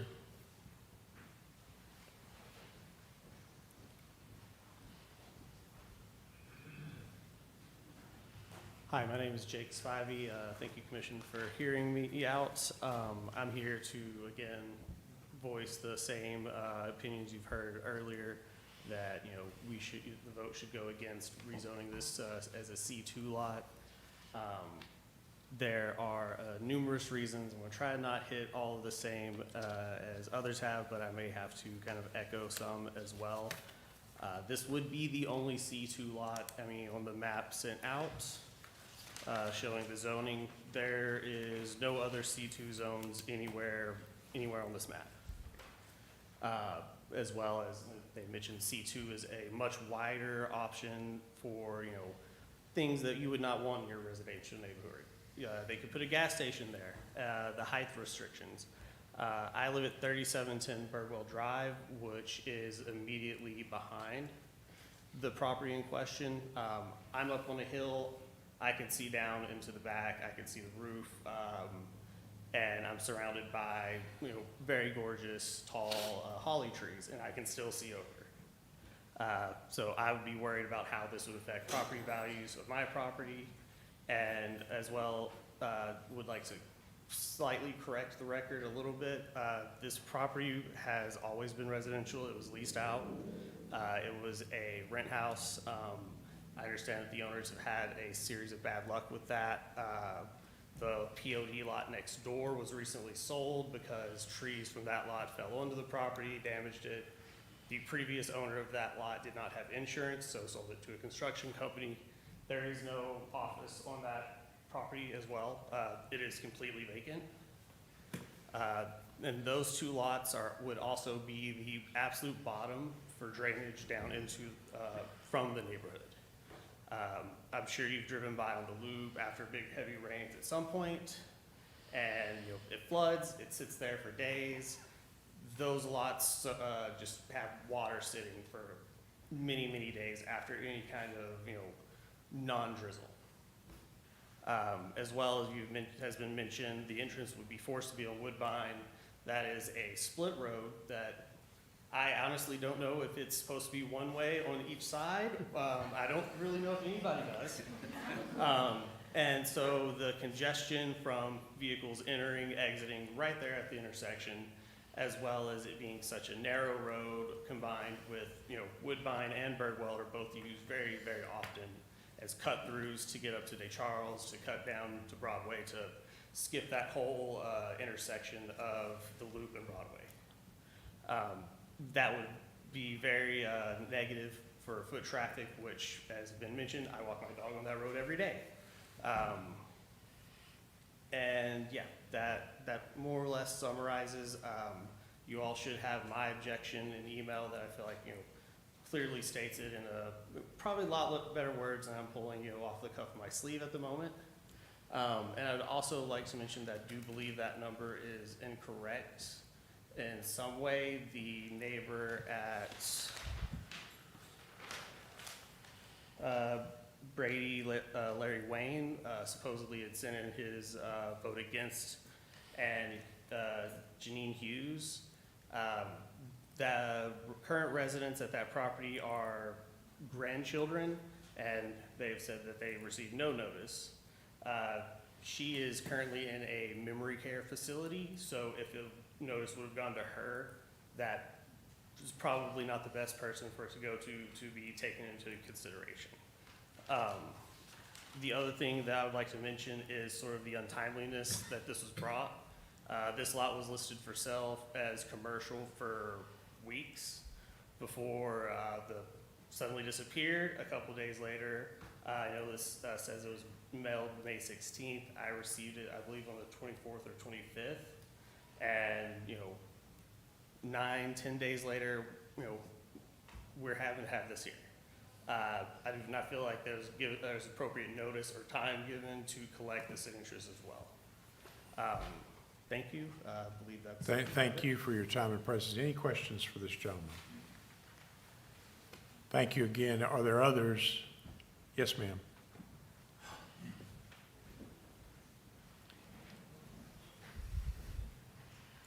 Hello, my name is Cindy Kissinger, and my husband and I are here, Kyle. We live at 3401 Woodbine Boulevard, and next month we will have been there 29 years.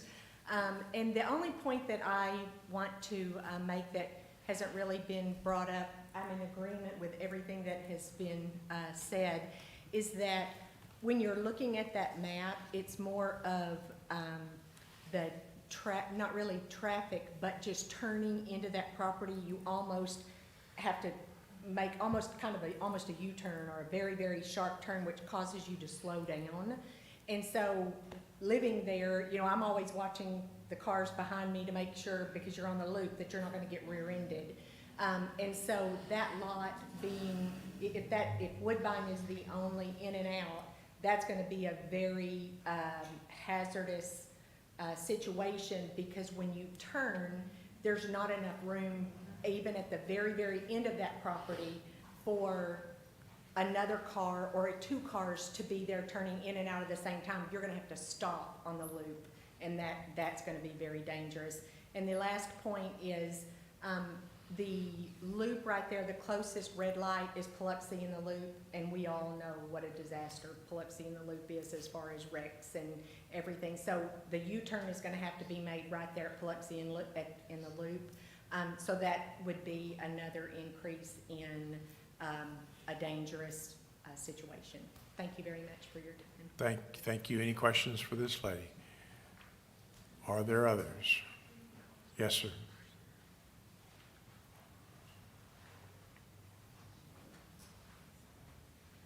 Hello, my name is Kyle Kissinger. I do live at 3401 Woodbine Boulevard, about 7 houses north of this project. I just wanted to reiterate that I do oppose the rezoning of this. Because it is a boulevard with the split roadways, you might have the perception that it is one way on each side. That is not the case. It is two ways, both sides. That roadbed is only meant for two-way traffic, and it is parking is allowed. So that would just congest that area even more, and that I'm concerned about the congestion and safety. Thank you for your presence. Any questions? Are there others? Yes, ma'am.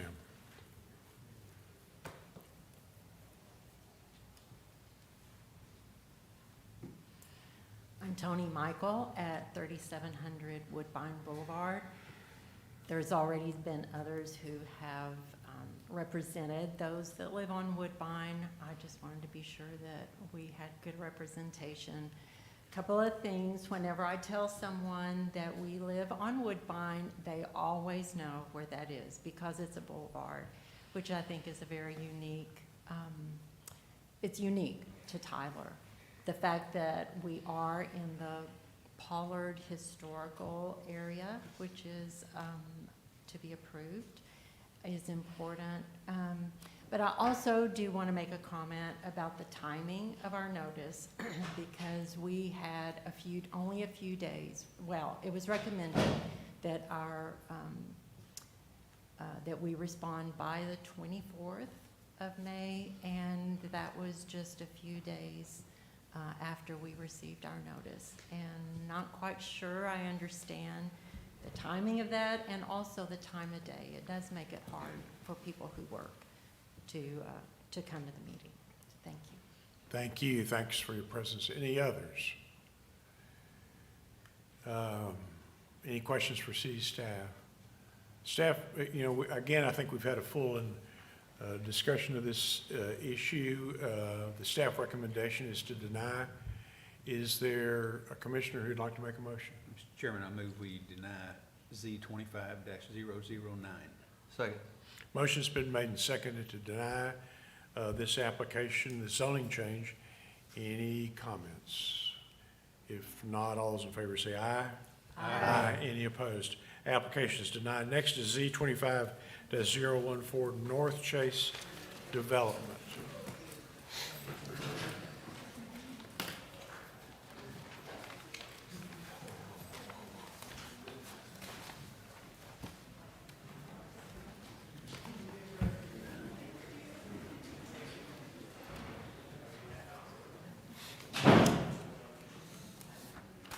Sheila, Yes, sir.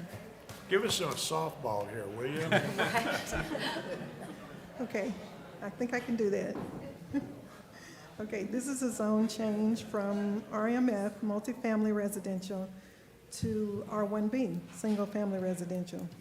Property is located at the southeast intersection of Northeast Loop 323 and North Broadway Avenue. The applicant is requesting the zone change to develop lots for single-family homes. The adjacent properties to the north are C1,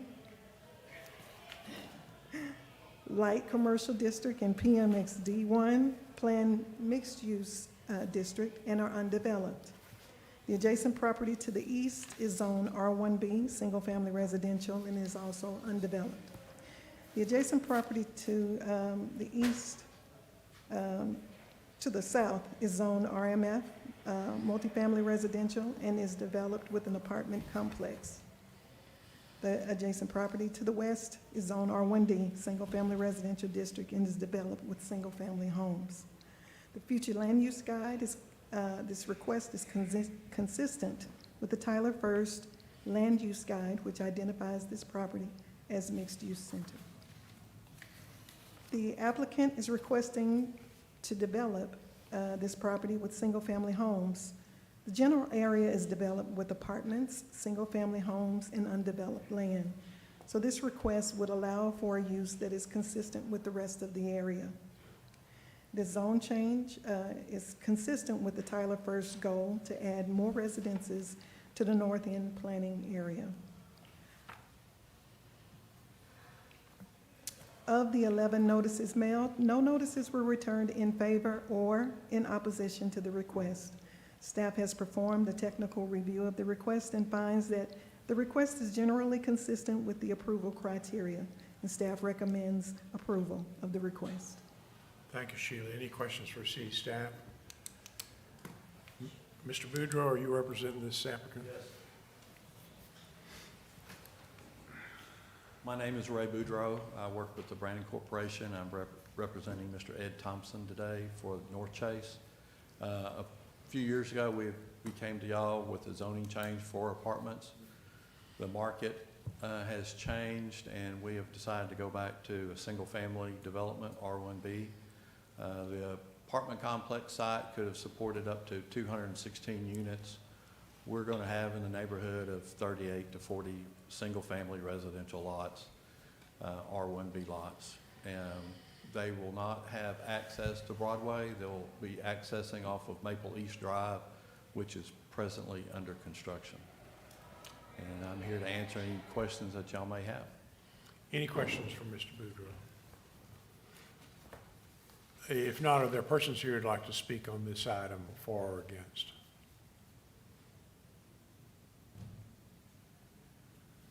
If not, the staff recommendation is to approve. Is Commissioner would like to make a motion? I would move that we approve Z25-014.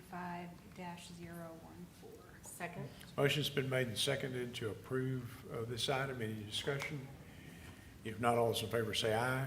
Aye. Any opposed? Application's approved. Next is Z25-011 Beverly Banks Monroe.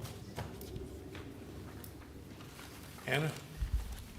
So this request is for a zone change from RMF, multifamily residential district, to R1D, single family detached and attached residential.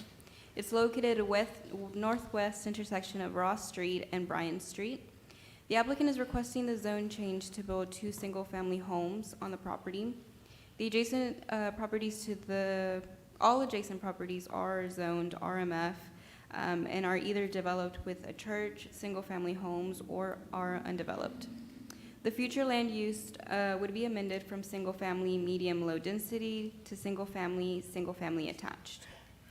The applicant is requesting the zone change to build 2 single-family homes to optimize the buildable space.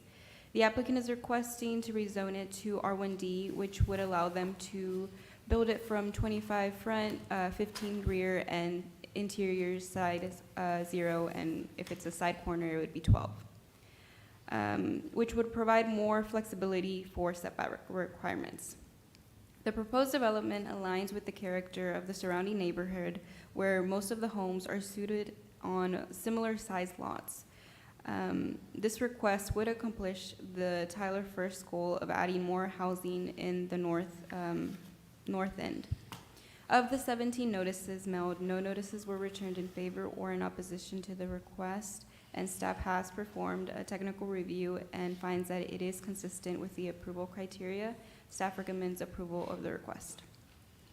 Thank you, Anna. Any questions for city staff? If not, is there somebody here representing the applicant? Yes, ma'am. Would you come to the microphone, please?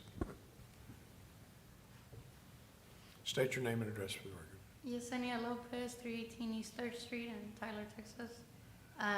We're just wanting to rezone it so we're able to build 2 small homes because a multifamily, it's zoned multifamily, but it doesn't fit a multifamily on there to meet the city requirements. Okay. Maybe this might be a city staff recommendation. You're close to the church. Are there setback issues, or we're going to be okay? Yes. Just, yeah, we'll be okay. The building setback would be 15 feet from the church. Okay. Probably more so. I guess I can't see where the church is. Can you go back? Yeah, the minimum setback is 15 feet from the west property line, so should be okay. Any questions for the applicant or city staff? If not, thank you for your presence. Are there others who would like to speak on this item? If not, the staff recommendation is to approve. Is there a commissioner who'd like to make a motion? Mr. Chairman, I would move to approve Z25-011. Second. Motion's been made and seconded to approve this item. All those in favor say aye. Aye. Any opposed? Item is approved. Next is Z25-015 College Hill Baptist Church. So this request is a zone change as well. It is currently zoned R1B, which is our single-family residential, and C1 light commercial district. They want to rezone it to R2, which is our 2-family residential duplex district. It is located north of the intersection of Hillcrest Avenue and Chandler Street. The applicant is requesting the zone change to build duplex for senior citizens. The adjacent properties to the north, south, and west are zoned R2 and C1 and are developed with a church and single-family homes. The adjacent properties to the east are zoned R2, C1, and R1B single-family residential district and are developed with single-family homes. The future land use would be amended from single-family medium-low density to single-family and single-family attached. The applicant is requesting the zone change to build the duplexes for senior citizens to accommodate this project. The property will be subdivided to allow for construction of 7 to 8 duplexes. Currently, the site has a split zone designation including C1, R1B, and R2. The applicant aims to establish unified zoning across the property to ensure compliance with the proposed duplex development. This request would accommodate the Tyler First goal of adding more housing to the north end. Of the 24 notices, no notices were returned in favor and 1 was returned in opposition to the request. No explanation was noted for the opposition. Staff has performed a technical review and finds that it is consistent with the approval criteria, and staff recommends approval of the request. All right, thanks. Any question for city staff? We're zoning the entire green area, and the last time I was there, there's not any structures there. There have been in the past, but not any now. There's no structures now. So we won't have a site plan or anything on this one? Are there any questions for city staff? If not, are there persons here who'd like to speak on this item for or against? Yes, sir.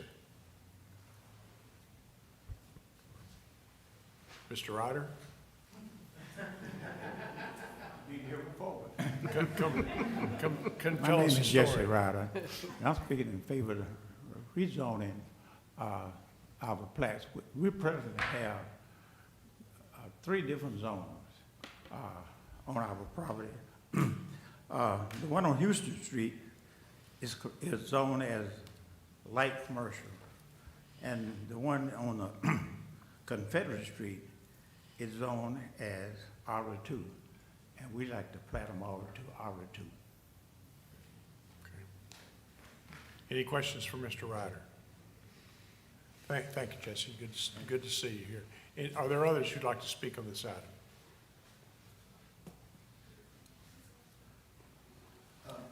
Yes, sir. To this, Mr. Chair, and to this commission, my name is Rodney Curry. For the record, I'm the pastor of College Hill Missionary Baptist Church, along with other members here, and I'm in favor of what Deacon Jesse Ryder said, as well as moving to this commission to move to make the recommendation that this property be rezoned. We appreciate your time and presence. Are there others?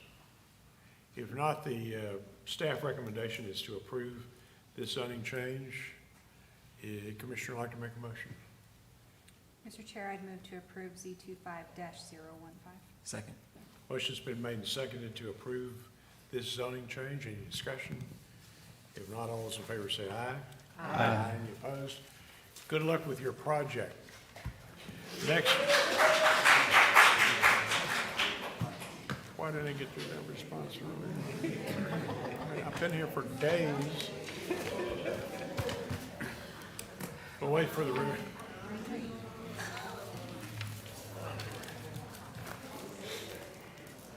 That's why we're here, to make people happy. The next item on our agenda is PD 25-007, Genico West Mud Creek, LLC. Yes. All right. Good afternoon, everybody. We have a zone change from R1A Single Family Residential to PUR Planned Unit Residential. The applicant is requesting the zone change to build single family detached homes within a gated entry and private street. The adjacent properties to the north are zoned PUR Planned Unit Residential and are developed with single-family homes. The properties to the west are zoned PXR, Planned Mixed Residential District, and are developed with single-family homes. And the property to the south is zoned PMXD1, Planned Mixed Use District, and is currently undeveloped. The request is consistent with the future land use guide, identifies this property as single-family, medium, low density. The PUR site plan proposes 7 detached homes accessed from a gated private street. The proposed building heights and setbacks are consistent with R1A standards. Of the 15 notices mailed, no notices were returned in favor or in opposition to the request. All other departments have reviewed the application, and anticipate no significant impact on services and facilities by the proposed rezoning request. Staff has performed a technical review of the request and finds that it is generally consistent with the approval criteria, and staff recommends approval of the zone change. Thank you. Any questions for city staff? Thank you, Hunter. Are there Others who'd like to speak on this item? Yes, sir. Good evening, Commissioners. Thank you for today and for hearing me. I know it's been a long one for y'all. So yes, my name is Chris. We get paid by the hour. Oh, good. Well, I'll try to be easy on the taxpayers. My name is Chris McNerney, and I represent the Genicove Group. And kind of reiterate, we are trying to rezone this property from R1A to PUR. The reason for our rezone request is to exclusively develop single-family detached homes with a private street and a gated entrance that will follow the Legacy Bend development and the continuity that's already existing. The Genicove Group has reached out to our residents via email in the area and also did not have any response, neither for to or opposed. So if there's any other questions, I'm here to answer those. I don't know who the question's for necessarily, but with the cul-de-sac, I mean, fire trucks, emergency vehicles, plenty of room to turn around and get in and out, et cetera. Yes, it meets the minimum turnaround requirement. Thanks. Will Holly Tree be extended there? Currently, we have there, with this project, no, sir, it will not. All right, thanks. Any other questions? If not, are there others who'd like to speak on this item for or against? If not, the staff recommendation is to approve. Is there a commissioner who'd like to make a motion? Mr. Chairman, I move we approve Z25-010. Second. Motion been made and seconded to approve this item. Any discussion? If not, all those in favor say aye. Aye. Any opposed? Item's approved. Next is Z25-010, Heritage Baptist Church of Tyler. Hunter? Yes, sir. We have a zone change from R1A Single Family Residential District to C1 Light Commercial District.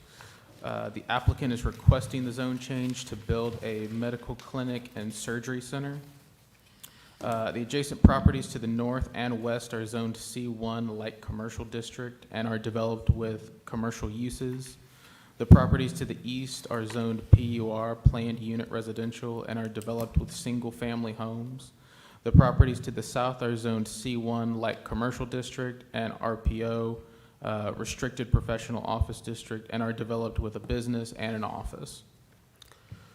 The request is consistent with the future land use guide, which identifies this property as general commercial district.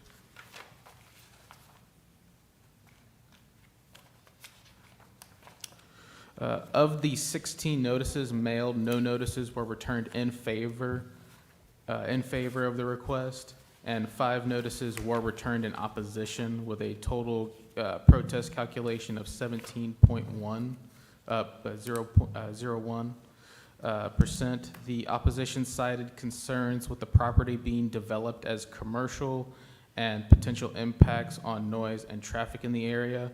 I did speak to the applicant. The church is under contract to be sold. It will be an eye clinic, an ophthalmologist clinic. The existing church will be completely remodeled and turned into an eye clinic. With that, all other departments have reviewed the application and anticipate no significant impact on services and facilities by the proposed rezoning request. Staff has performed a technical review of the request and finds it is generally consistent with the approval criteria. Staff recommends approval of the zone change. Thanks. Any questions for city staff? Thank you, Hunter. Do the stars mean protest? Correct. Before? Yes. Okay. Yeah, they came in this, last night or this morning, so. Mr. Boudreaux, you represent these folks?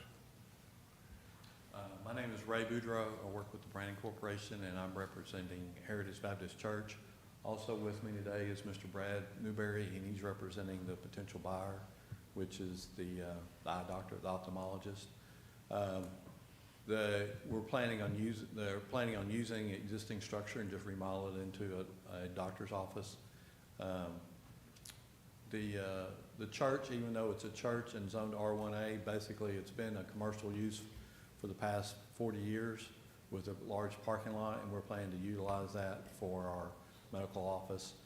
Anything that we need to do as far as buffer yards with C1 zoning abutting residential, we're planning on doing that when we turn in our remodeling permit. There will be a buffer yard along the north-south street to separate that commercial property from the existing PUR townhomes.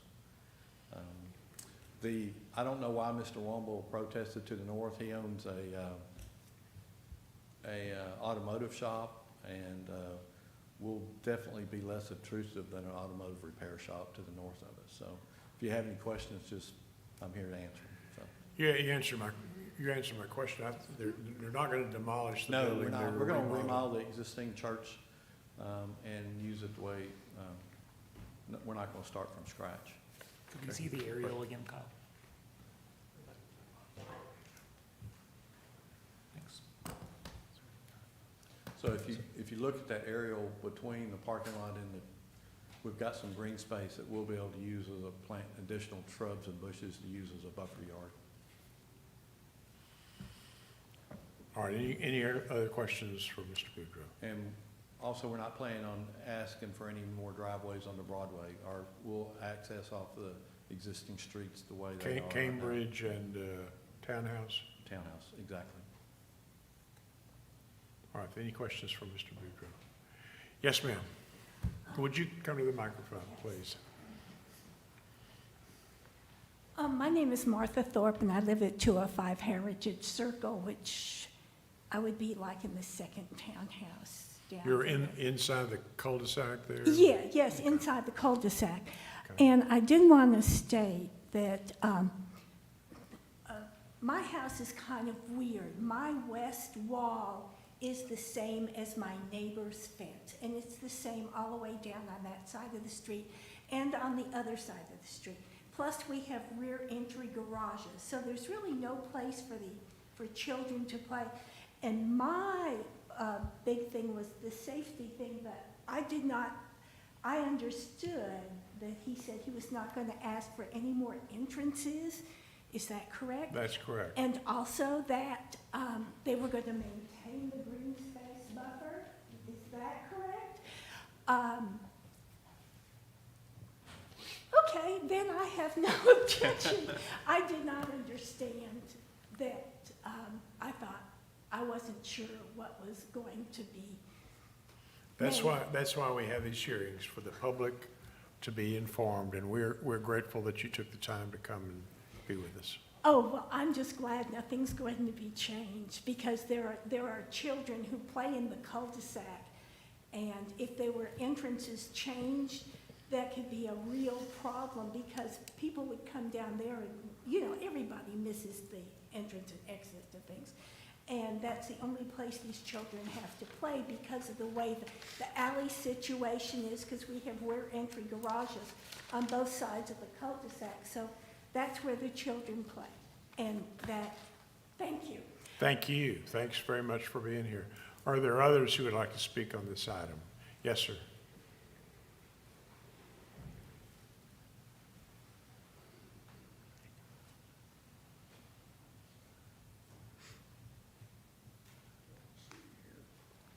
I am Toby Foster, Remax Tyler, here to represent Randy Womble at his request. Unfortunately, he could not be here today.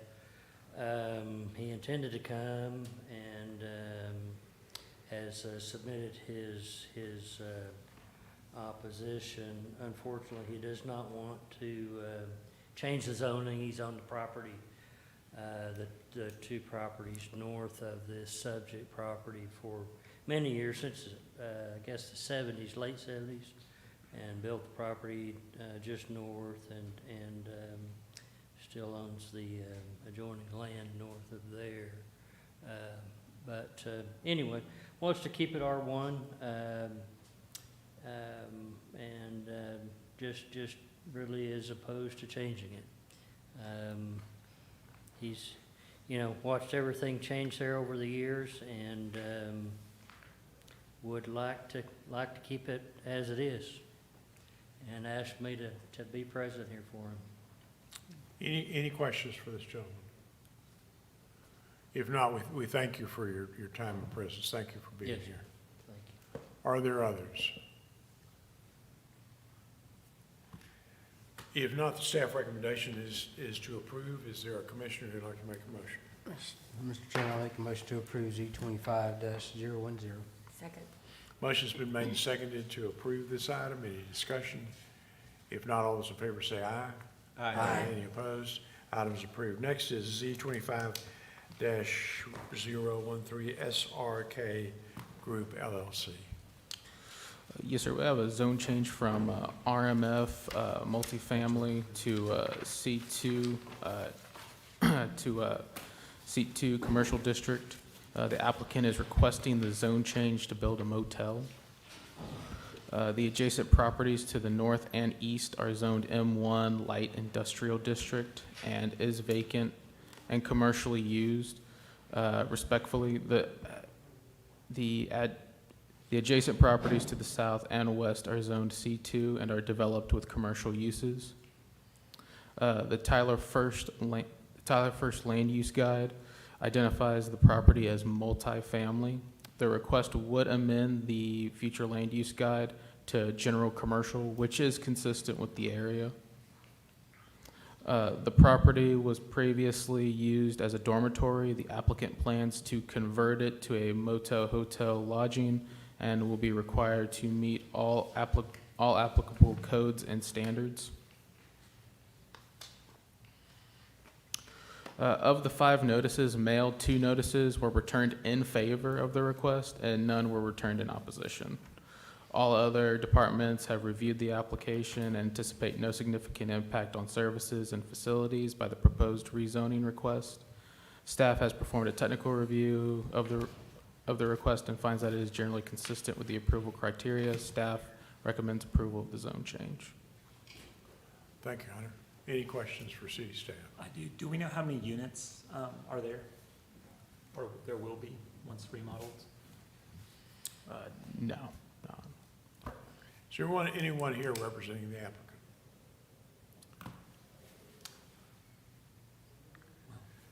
I'll keep my questions. I thought that was a nursing home, one before it was a dorm. Is that just a long time ago?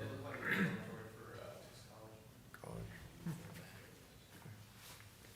Any other questions for city staff that they can answer?